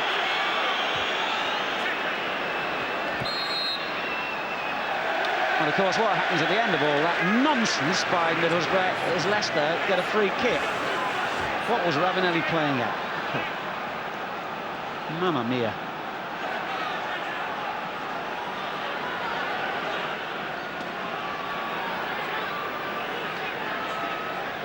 Well, if this leads to something, the discussion in the dressing room will be interesting between Pearson and Ravanelli. And it might lead to something, but the bounce just took it away from Claridge. The header by Heskey.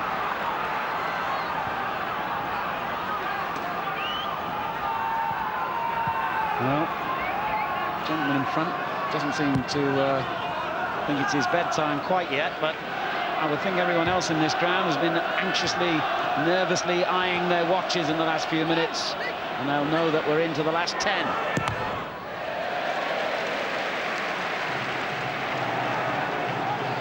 And dare one predict that a goal now would be sufficient to win this final, to win the trophy, to win a place in Europe, to win a little bit of history. But who's going to get it?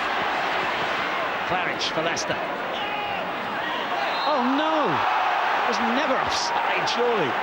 The lines was a yard away, and it seemed to me there was a defender behind, is it? It might have been.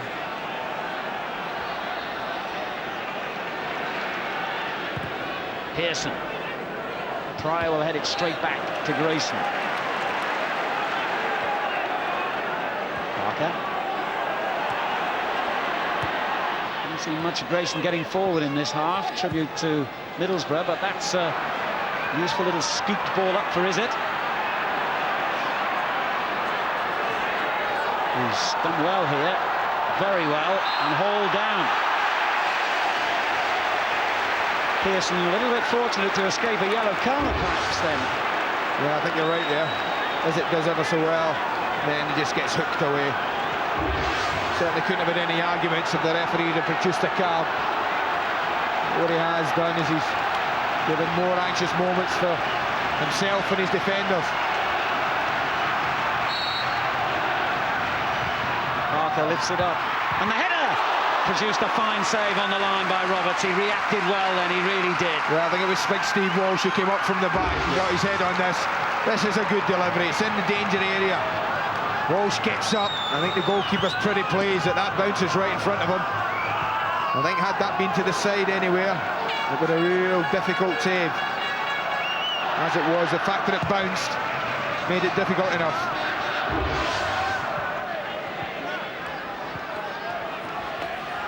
Lennon scrapping to win it back here for Leicester, did well. Whitlow swings it forward.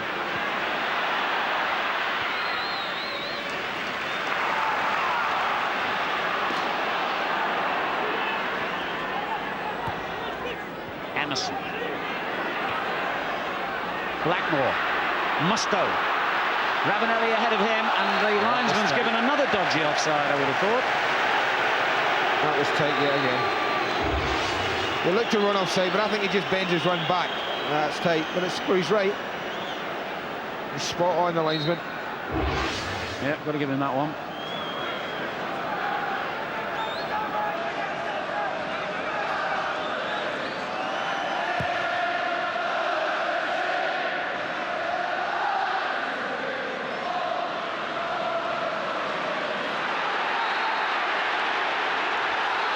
Heskey having a little swing at Emerson, who's rather exaggerated it, I feel. But the referee will have to take some action here. Well, he's got to be careful, I mean, Heskey. That's balmy. There's nothing here. I mean, it's just a challenge. First of all, he pulls away at him, and then you just can't do what he does here. You just can't do it. Mind you, Emerson did have a little swing at him as well, it seemed. Which presumably the referee didn't quite see, because it looks as though he's only going to book one player, Heskey.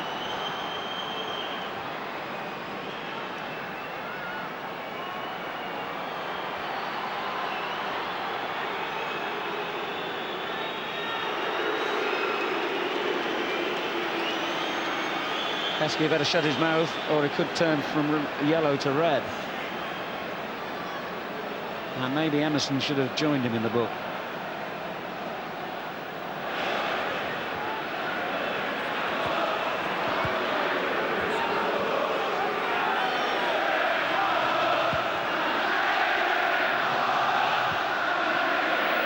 Ravanelli couldn't quite reach it, and with 5 minutes to go, he'll be wondering if he's got to go through another period of extra time. They never told me this when they said come to England.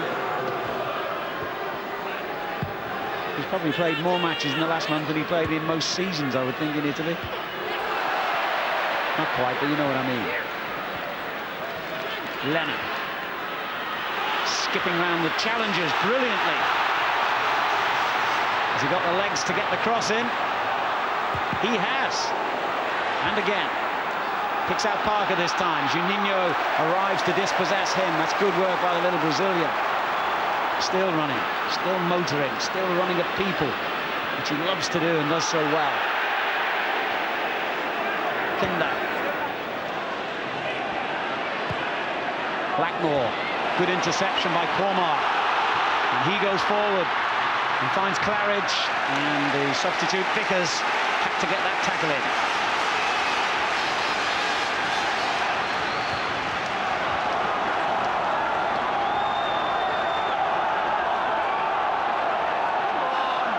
Tension is so real here, you can feel it, touch it almost, as we tick towards the final couple of minutes.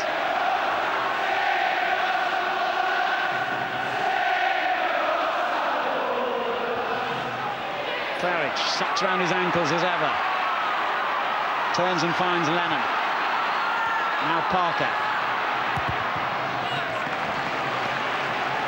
Leicester will be encouraged just to keep the ball in this half. And they've done rather better than that. They've got a corner. Whitlow comes across to take it. He usually gets real pace on the kicks. They've got the option of Parker short. It's all about concentration from Middlesbrough now, Alan. They've all got to be right. They've all got to be tight. A goal here would surely win it. Heskey missed what looked a reasonable chance, and Parker beaten in the tackle, but Pryor wins it back. Whitlow did well. Cormac just lifts it forward. Claridge couldn't help it on, away by Kinder, but it's good late pressure from Leicester City. Got to be accurate here though. Parker looks for Heskey, and the header drops straight to Ravanelli. That's a good ball out to Hignett. Oh, well done, Parker. But Ravanelli's there again, still running, still working for the cause. No complaints about his commitment tonight. And here he is again. Emerson. Free kick given against Grayson.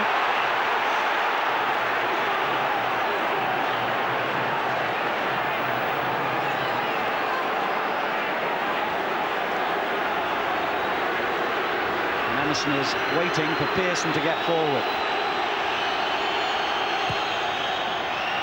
Tries to pick out Ravanelli. The touch by him leads to a goal kick.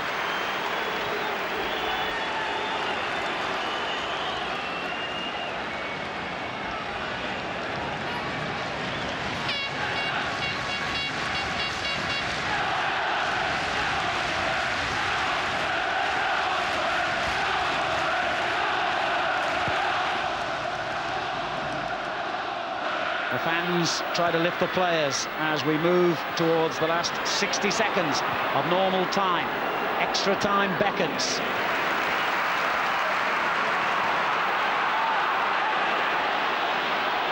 There'll be a bit of stoppage time. Only referee Bodnam knows how much.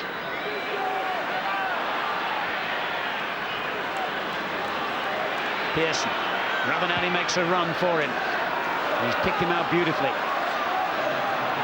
Walsh again won't let him turn. And Leicester, in fact, get the throw-in.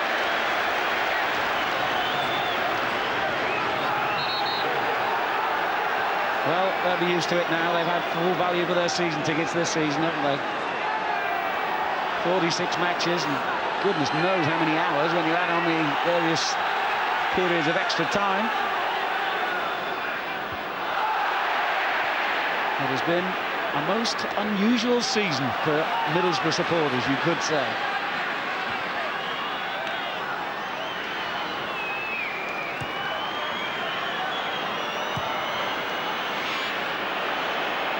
Stoppage time being played at Hillsborough, and the 37th League Cup final is edging closer to extra time as Emerson plays it forward to Ravanelli. Dispossessed by Walsh. Travels to try to get there, but couldn't keep it in play. Tired limbs, tired minds now. Possibly, particularly in the red of Middlesbrough, because they played 2 hours of football, remember, only on Sunday.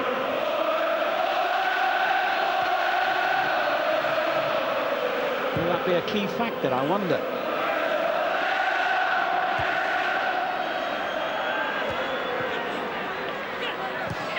Parker volleys it forward. Heskey gets up well, but so too did Pearson, and Heskey's injured. Parker gets it back, though. Here's Lennon. Heskey still down injured, and that was a brilliant tackle by Cox. And still no Heskey to join in for Leicester. He's on his knees on the turf. Over a minute of stoppage time played. Is the story to end in drama here? Robbie Mustoe for Middlesbrough. Heskey still lying injured. Cox. Well, I can't believe that Neil Cox didn't put that in the box. Absolutely amazed. And that ball surely driven too deep, yes. And now the referee's got to allow treatment for Emil Heskey, who must have been down there a good minute or so. Nothing the referee could have done about it, of course. He had to let play continue. I don't think it's going to be a serious injury.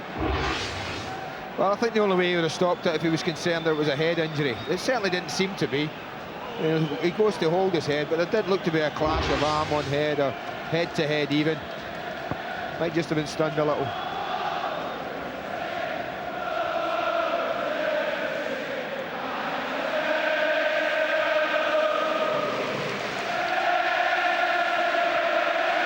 Well, the fans have played a marvellous part in this pageant here tonight in Hillsborough.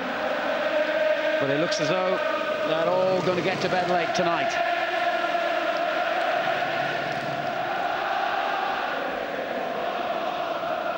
Leicester all right to continue. I wouldn't think we've got very much longer left before the referee signals the end of normal time.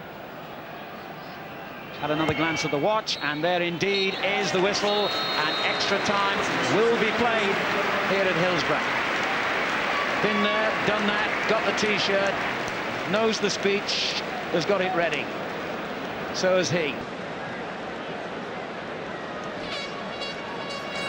Well, strangely enough, the last time Hillsborough staged a replay in this competition back in 1977, Aston Villa against Everton.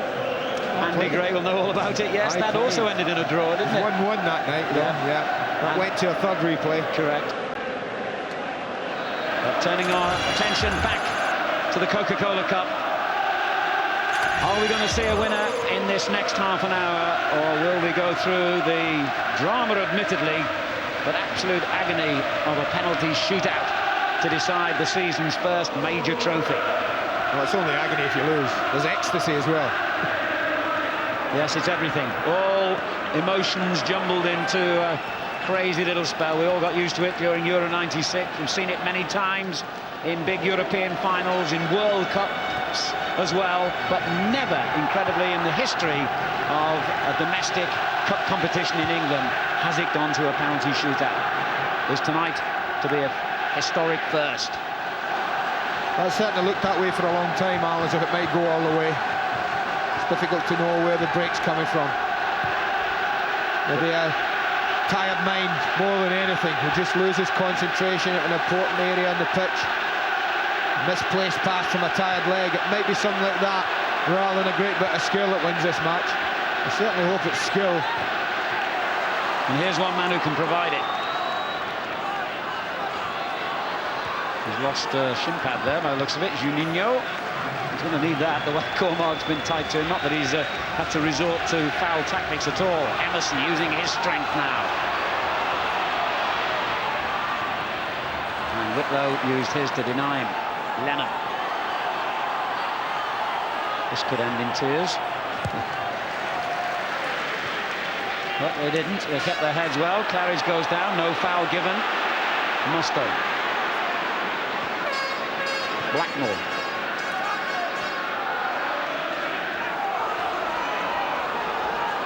Cox wants some support and gets it again from Clayton Blackmore. Just showed the ball there. Oops. That looked like a foul, but the referee has waved play on. And Leicester didn't get any advantage. Attitude. I mean, sometimes at times I've watched this lad play, Ravanelli, but you know, he's so theatrical at times, frustrating. You couldn't fault his work rate tonight. He has worked his socks off. I think what we remember from Wembley, Al, is that in this extra time period, Middlesbrough were pretty dominant for long spells. And I think we're the better side. And when they got the goal, I think everyone thought that was it. I'm interested to see how this extra time pans out.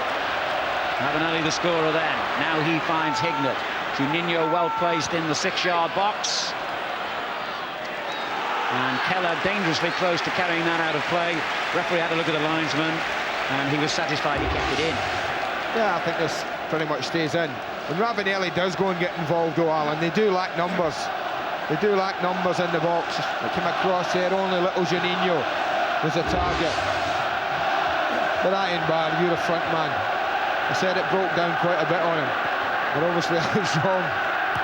He's had the ball up to him and kept it the majority.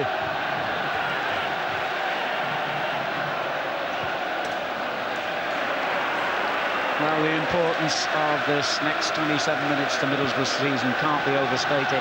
And, of course, to Leicester's. Middlesbrough might say that if they can get a trophy here tonight, it'll be enough to keep their expensive foreign legion happy and satisfied to stay.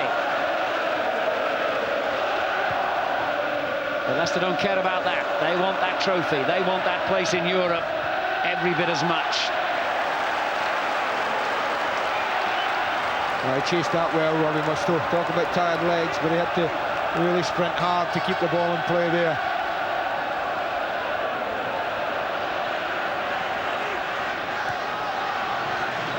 Gets it again. Cross deflected away. Walsh miscontrolling it at first. And had to get the clearance away from danger. A lot of reluctance they should toss it in Middlesbrough. I think probably for obvious reasons. When you're facing Walsh and Pryor, and you've got Juninho and Hignett in there, then you're not quite encouraged to play it in. Whitlow dealt with a difficult ball well then. It was roundabout now, I think, that in the original match at Wembley, Middlesbrough went ahead. Well, they started the better side, opening 5 minutes of extra time. The pressure has been on the Leicester back four.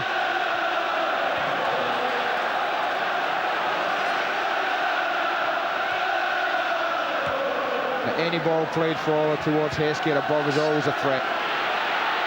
Now, Heskey trying to provide that threat. Ben Roberts kept very calm. Kinder. He won't be quite as tired as the others because, of course, he missed an hour of the game on Sunday, having been sent off. Claridge finding Grayson. On to Parker. Only Heskey in a blue shirt inside the Middlesbrough penalty area at the moment. Claridge is arriving now. Is it? Time to steady himself. Gets the cross in. Completely missed by all and sundry apart from Lennon. Now Parker. Clever little ball around the outside. But he was just so tired there, Grayson, he just couldn't reach it or do anything with it. Well, Juninho made a great run, you know, Alan, wide on the right. Clinton Blackmore just didn't spot him. But that was a well-struck shot from Lennon a little earlier. Really drove it from the edge of the box. Once again, it was Nigel Pearson. Put his body in there. Made a good block. Juninho off on a run. Cormac off with him, as usual. And Pryor, good old-fashioned punt clearance. Here's Emerson. Kinder on his right foot, finding Ravanelli. That's a useful ball.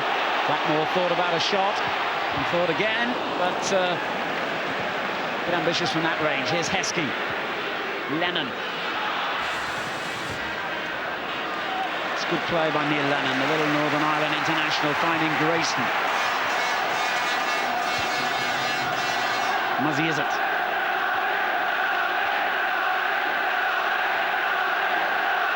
Pryor will think about delivering this one long. Heskey touching it down into the wrong area. Claridge had just vacated it. There's a loose ball that Cox is working hard to win back, but Walsh is there for Leicester. Now Wicklow. And again. Parker. You can only admire the fitness and physical resolve of these players. Heskey would have been offside there. And indeed, the referee has given the free kick. Yeah, they're well conditioned these days, though, Alan. Nothing's left to chance. They're really well looked after, diets in particular. Now, recovery times are monitored more closely than they've ever been. And because of all the matches they face, and crucial ones as well, Middlesbrough, should they win tonight, won't get any celebrating done. In fact, by the time this game finishes, there probably won't be time anyway, but no champagne, no drink is the order from Brian Robson on the coach, back, and get on with preparing to play Sunderland at the weekend.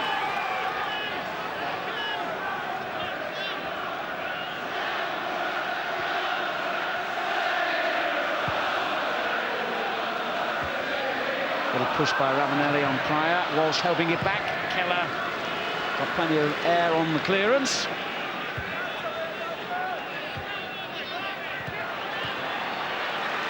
There's a good ball.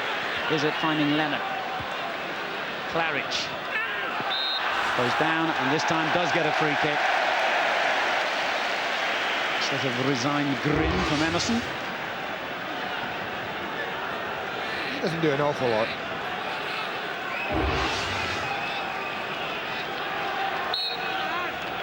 Well, he's worked so hard again, Claridge. He's a player who looks tired in the kick-ins, but he's just got that air about him. But here he is, and he's done it! Claridge has scored for Leicester!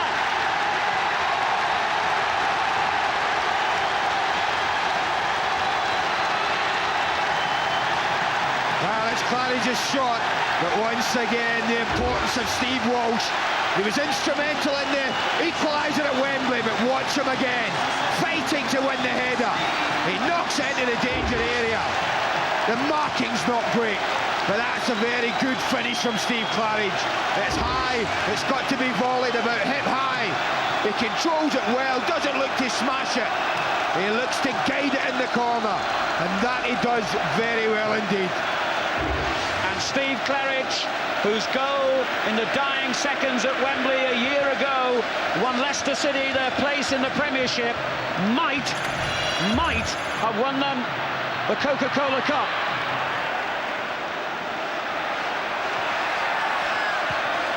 They've got 20 minutes to hold on to a lead.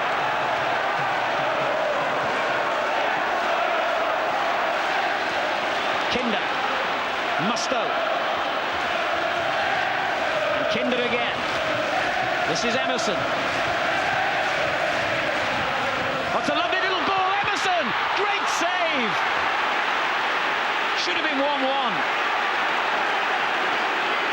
What drama we have now, and Heskey will break clear for Leicester. Oh, great challenge. That was a class tackle from Pearson. Well, I'm with you. We should be sitting 1-1 now. That was a fabulous little flick from Craig Hignett, I think it was. Let's just admire a little ball in, great little. Now pick your spot, son. He hits the goalkeeper with it. Straight at him. Keller stood there. Emerson hit him. Ravanelli, offside. One count, offside. The flag raised instantly. The ball was played to Hignett. Well, I've said before, Andy, he's the most unlikely hero, isn't he? Just looking at him, Stevie Claridge. Yeah, but look at that. That was a great battle. Vickers and Walsh. They muscled each other. Walsh won that battle. That was crucial. That's what created the opening. And I tell you, Claridge's goal, in the heat of a cup final, with tired legs, was an excellent one. One shot, one on target, one goal. And what delight that has caused on the Leicester territory here at Hillsborough. And here goes Claridge again. Heskey, meantime, is lying prone, injured. Claridge did well there, and now there'll be some treatment for Emil Heskey. But Stevie Claridge has had the most remarkable career. He's untidy, isn't he? He's accident-prone, he's always late, he's admitted to losing a fortune in gambling, he's had his health problems, he's been a gardener, an odd job man in his days, run a fruit and vegetable stall. He is one of the most unusual footballers you'll ever come across, and he has reduced one of England's greats and one of England's most expensively assembled teams to a jittery state of dismay at the moment, because with 3 minutes of the first period of extra time remaining, it's Leicester who have their noses in front vitally here. Yeah, but they were 2 down against Chesterfield on Sunday. They showed great spirit, Middlesbrough, to come back. And I think they've got spirit about them, there isn't a doubt about that. They're going to have to take a chance. They might just go man for man at the back. Might give Heskey an opportunity to run at people. But they've got to take a chance now and push men forward. I think if it stays this at half-time, it must surely bring Beck on. Lennon will just want to keep possession here. Well, we always wondered about Middlesbrough when he went in front. Could they hold on to the lead? We've talked about them being suspect at the back. I think what we know, we saw it against Wimbledon in the semi-final, that this Leicester side can defend well when they need to. Well, keeping Middlesbrough pinned deep inside their own half, and indeed the free kick has gone to Leicester here. Not sure Claridge speaks much Portuguese, but I think he's got the message over to Juninho. The message is, it's Leicester's free kick. Big Steve Walsh has come forward again. And Heskey on the near post. Walsh going in well, and he's turned it back to Izzet. Hignett miscontrols it, and Heskey uses his strength too well. Free kick against him. Middlesbrough tried to break quickly, but they've got to bring it all the way back.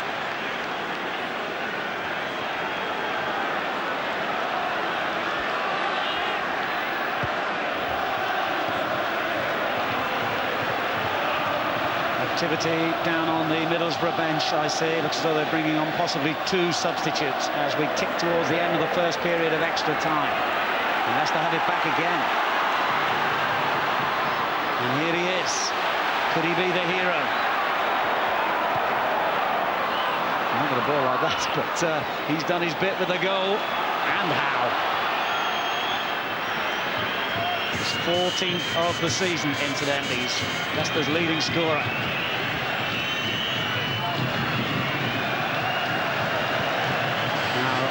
Middlesbrough are going to wait for the half-time whistle for extra time to make the changes, but obviously changes about to be made, and 2 attacking players coming on in Mikael Beck and Alan Moore, who's, well, in his early days certainly was a very exciting left winger. He's played more of a central midfield role in recent times. But two attacking players, they've got to do that now. And clearly they are going to wait for referee Bodman's whistle.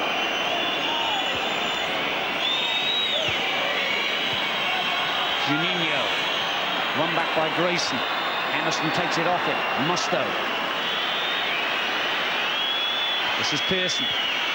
And again. Cox looking for Ravanelli with a high ball. Ravanelli's downward header.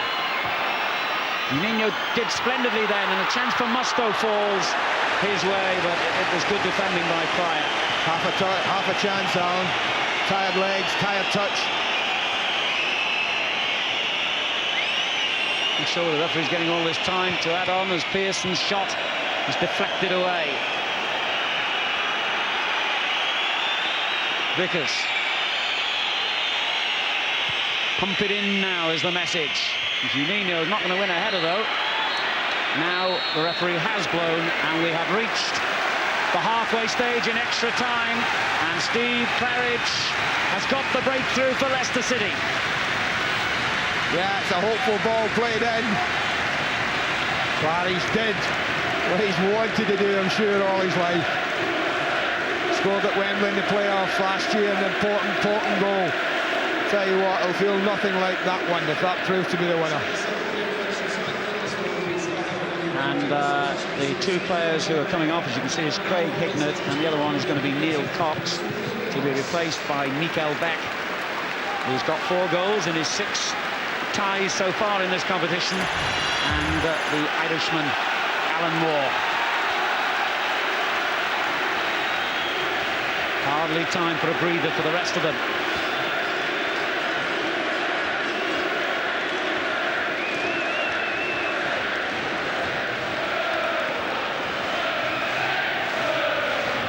Well, what a roller coaster ride of emotions these Middlesbrough fans have gone through.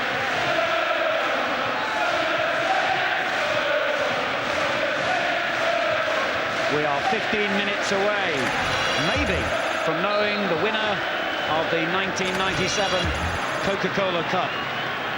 At the moment, Leicester in pole position. But if this match is level at the end of this next quarter of an hour, we will see penalties to decide whose name goes on the trophy. Pearson, the Middlesbrough captain, into the penalty area. And it was Parker back defending. Well, I think they'll be quite happy. They looked happy to defend in numbers against Wimbledon in the semi-final. It won't bother them too much if they have to do it again. They know they've got to do it for 14.5 minutes.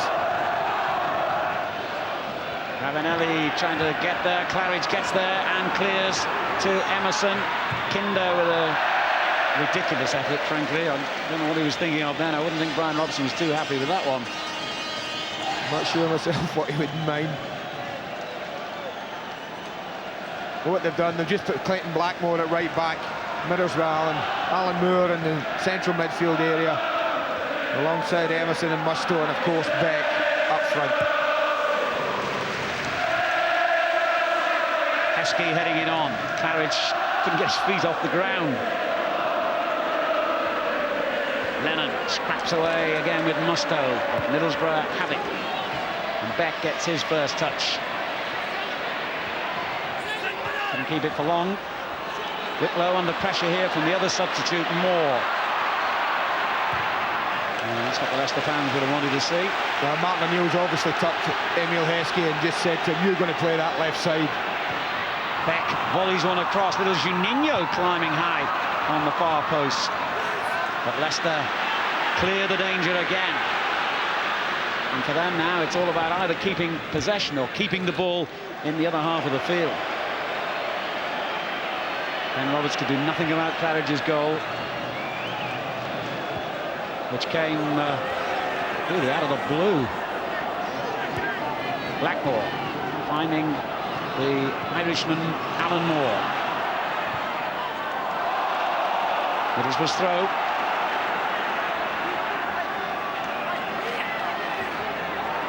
Clayton Blackmore. And Lennon just got there to deny him space. And Leicester have just got to keep working now. Middlesbrough have got to keep hoping and playing their football, which they do here, but that effort not likely to trouble the goalkeeper of Keller's excellence. And that's always a danger though, Alan, if they back off to the 18-yard box. You know, against Wimbledon, all right, they're not going to play balls and have movement like that into feet, I think, to be fair. They aren't going to risk them playing little balls into Ravanelli's feet and having Beck and having Whitlow. Leicester are about to make a substitution, incidentally. Jamie Lawrence coming on. I gather that Nicky Whitlow is off having treatment at the moment, isn't likely to be able to continue. So Beck brings Middlesbrough forward. Leicester down to 10 men at the moment as Pearson lines up a possible shot. Middlesbrough have a throw. And here's Ravanelli. Danger here for Leicester. Turned back in, and Keller was in exactly the right place. That was a remarkable save because he had Juninho almost inside his jersey with him then. Well, the referee just doesn't see Juninho, I'm sure of that. He ends up right next to Keller. Totally offside, but totally obscured from the linesman. The flag certainly stayed down. Well, that would have been interesting had that nestled in the corner rather than straight at the goalkeeper yet again. It was Moore who got the shot in, I think. Yeah, just poked it forward. And meantime, a little more drama going on. The stretcher bearers are being called into play here. Muzzy Izzet hauled to his feet, and Whitlow still having treatment. So both the Leicester physios called into service here. Look at Martin O'Neill, he's almost on top of the linesman in this near side. I think that's just stretching your technical area a bit, Martin. He's obviously trying to make the point that they want to make this change here. They've been trying to bring Lawrence on for ages. Now, finally, they have attracted the referee's attention, and Lawrence comes on for Whitlow. And that's all going to mean a minute or so stoppage time to be added, as we are getting close to the last 10 minutes at Hillsborough. And Leicester City, the team that most of the bookmakers thought would go straight down from the Premiership this season, are actually on the verge of qualifying for Europe and winning a major trophy, and more importantly than all perhaps, of staying in the Premiership. What a story. What a season this has been. And Leicester will be delighted that the linesman is flagged and indicated here that they've got to take that throw again, so that kills a bit more time. And time is Middlesbrough's enemy. Now Middlesbrough get a free kick. It's getting a bit untidy, but that's inevitable as Leicester try and break up Middlesbrough's rhythm. And of course, sheer fatigue leads to errors now. Blackmore. Here's Pearson. Juninho trying to lose Cormac again. Heskey playing like a right back here now. It's a decent looking cross, but it was well met by Cormac, who's got to get there again. And Ravanelli trying to find some room. Ravanelli's shot. Again, it's a half a chance. Not a great chance, to be fair to Ravanelli. Well, they just Moore's the one who gets there first, helps it on. Get a little bit caught. First touch is a decent one to set up the chance, but to be fair to him, he's always under pressure. Never really had enough control, enough time. Didn't have much of the target to hit at all.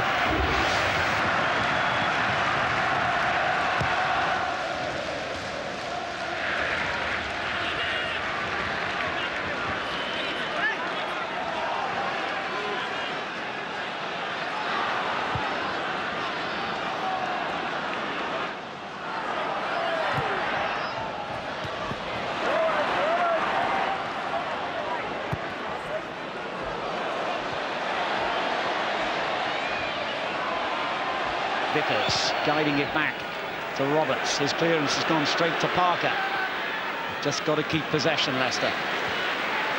Easier said than done. And Lawrence has lost out to Beck. Moore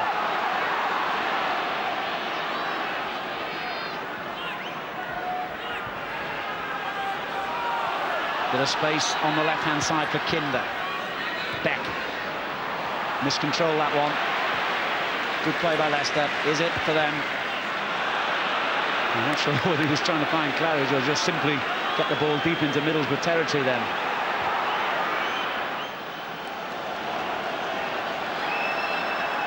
The pattern of the last few minutes established. Leicester back in numbers.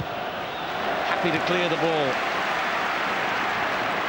Happy to concede throw-ins. Alan Moore. Clayton Blackmore. And now Vickers.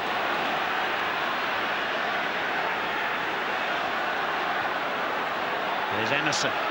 Lennon entices him towards him, and Beck involved in a little scrap for possession there with Lawrence, who did brilliantly in the end.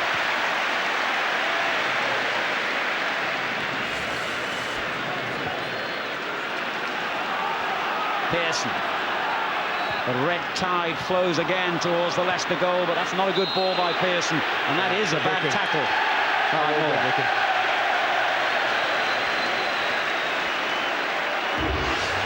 Yeah, the ball just sits up. Moore goes in late and high, very high. Well, Muzzy Izzet will be talking in a higher voice than usual at the moment, and Alan Moore didn't take long to make an impact, literally.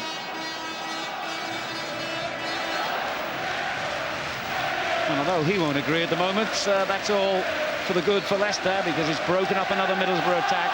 It's given Leicester a free kick, and it's made that little red hand on the clock tick around a little bit further in their favour and closer towards an historic night for Leicester City Football Club.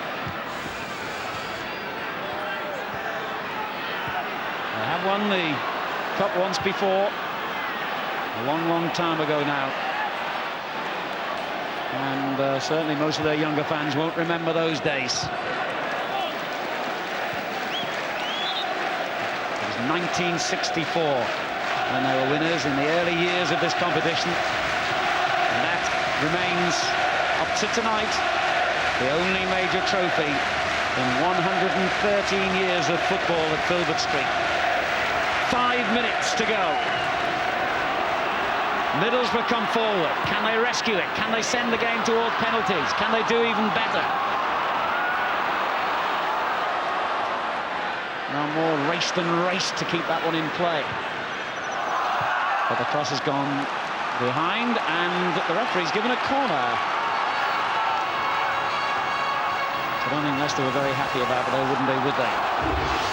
Well, they chased a lost cause there, Alan Moore. Well, if it was a touch, it was a very faint one. Anxious moment for Leicester City. Hung up high towards Vickers, who heads it into the danger area. Lennon getting it away. Heskey with the clearance. It's a tired one. It's dropped straight to Juninho. He looked for either Ravanelli or Beck in the box. Vickers is there again. The shot was by Pearson. It could have gone anywhere, and the header has taken it well wide in the end for Moore. Precious seconds have elapsed.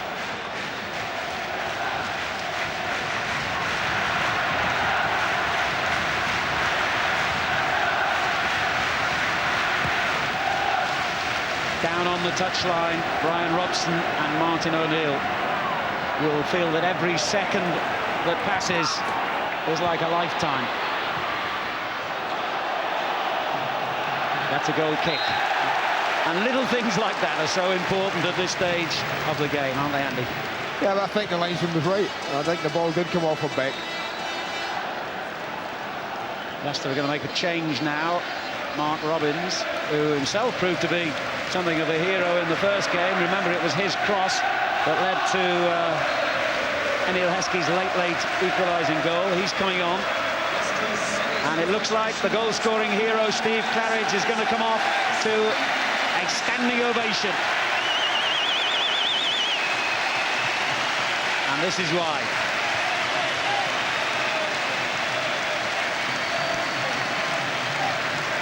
Is that the goal that is going to win the Coca-Cola Cup for Leicester City? Claridge has done his bit. He's now a spectator like the rest of us for the last 2.5 minutes.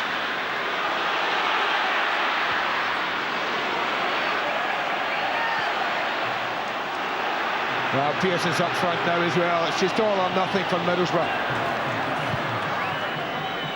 And in it goes towards Ravanelli. Walsh missed his attempted clearance. Lawrence helped him out, and Heskey's kept that in play. Lennon getting it forward. Robbins can't get a touch. 2 minutes to go. Kinder plays it in again. Pryor with the header clear. Blackmore will pump it back into the box. Ravanelli meets the ball with his head, but Pryor is there to hook it clear again. And Robbins tries to keep the pressure off his defenders. But it's straight back in again from Kinder. Now Beck. And the Danes there again trying to win possession, but he can't do so. And Leicester have a throw-in.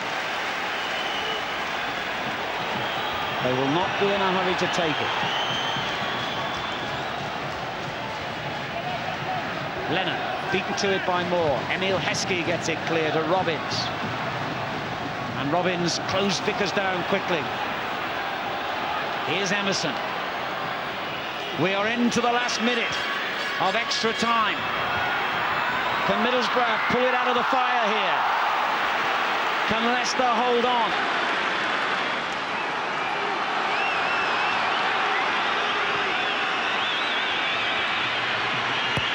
As it's pumped back in again by Kinder. Lennon miscontrols it. Blackmore hits it wide.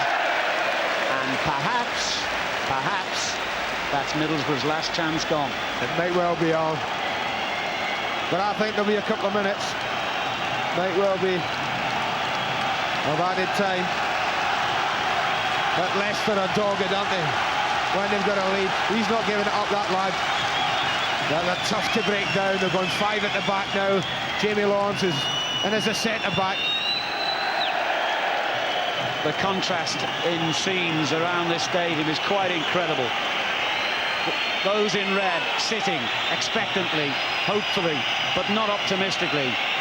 Around the rest of the stadium, those in blue on their feet, the flags waving, the scarves held aloft, because now we are in to stoppage time at the end of extra time, and Leicester City might be just seconds away from winning a major trophy for only the second time in their history. Is Claridge's goal going to give them glory? Can Middlesbrough find something yet? Walsh, the captain, with a great clearance just when they needed it. Heskey helping it on to Robbins. He couldn't keep it in play. Martin Bodnam, the referees, just have a look at the watch. Anticipation all around this stadium. Middlesbrough have to get the ball into the box. Kinder does just that, but Walsh comes to meet it. Now Clayton Blackmore, and Heskey blocks the clearance. It's a throw. The clock ticks on. A minute of extra time already added by the referee. That can't surely be much longer.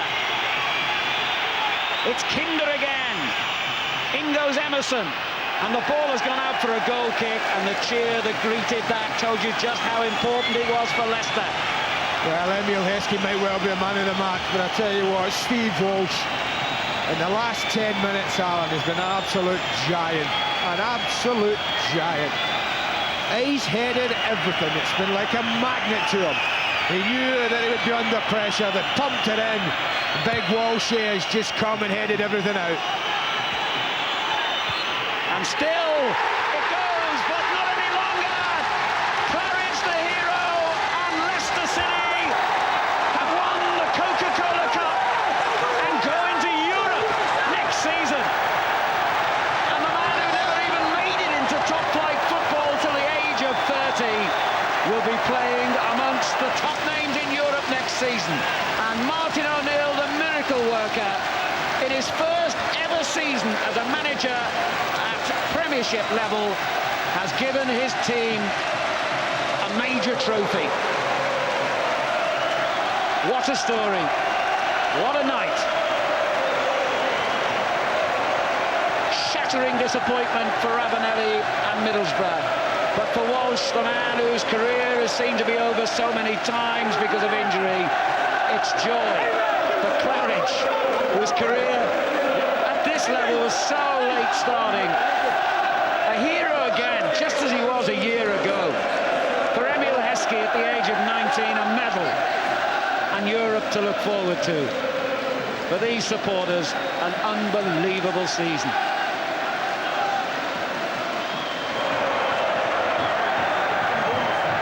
Great scenes. Unfashionable club. Players who maybe started the season thinking it's going to be a season of struggle and toil, we're going to have to work hard. Looks like they're safe in the Premiership. But I tell you what, they'll enjoy this night tonight.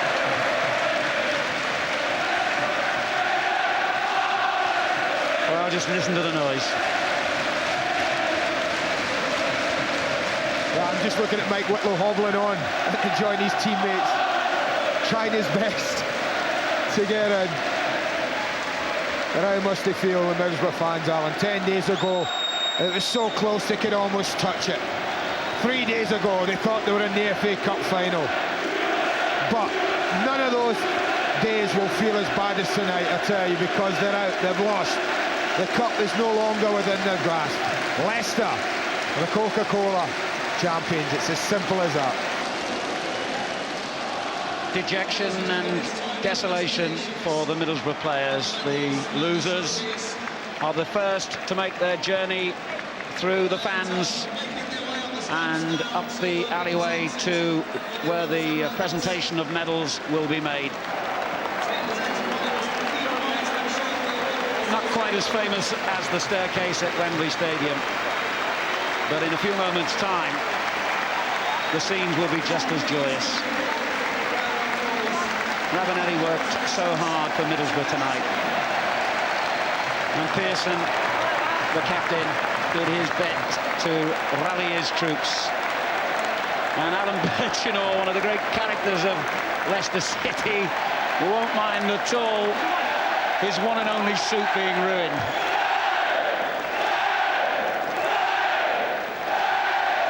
Well, he was a player in some great Leicester teams years ago, but he loves the club. Character. And they love him at the moment. Poole, the substitute goalkeeper, and Martin O'Neill. What a remarkable character this guy is. From the Vauxhall Conference, what was it, just 6 years ago with Wycombe Wanderers, through an unhappy spell at Norwich, to Leicester, where he won only once in the first 13 games, where the fans were demonstrating, writing in letters, phoning him up, complaining to the local newspapers. Has he turned it round or what? And these players have been his heroes today. And Steve Walsh, one of the game's nice guys, one of the game's Iron Men defenders, will lift the Coca-Cola trophy in about 30 seconds from now when the steward puts him right. Might be 30 minutes from now, Alan, before they get through those Leicester fans. Yeah, you're right. I enjoy it. Doesn't matter if it takes half an hour, I tell you. These are moments to remember as a footballer. The new chairman of the Football Association, Mr. Keith Wiseman, will present the trophy eventually. And Steve Walsh, who thought earlier this year his own career had come to an end after yet another knee operation, yet another serious injury, is about to lift a trophy for only the second time in the history of his beloved Leicester City.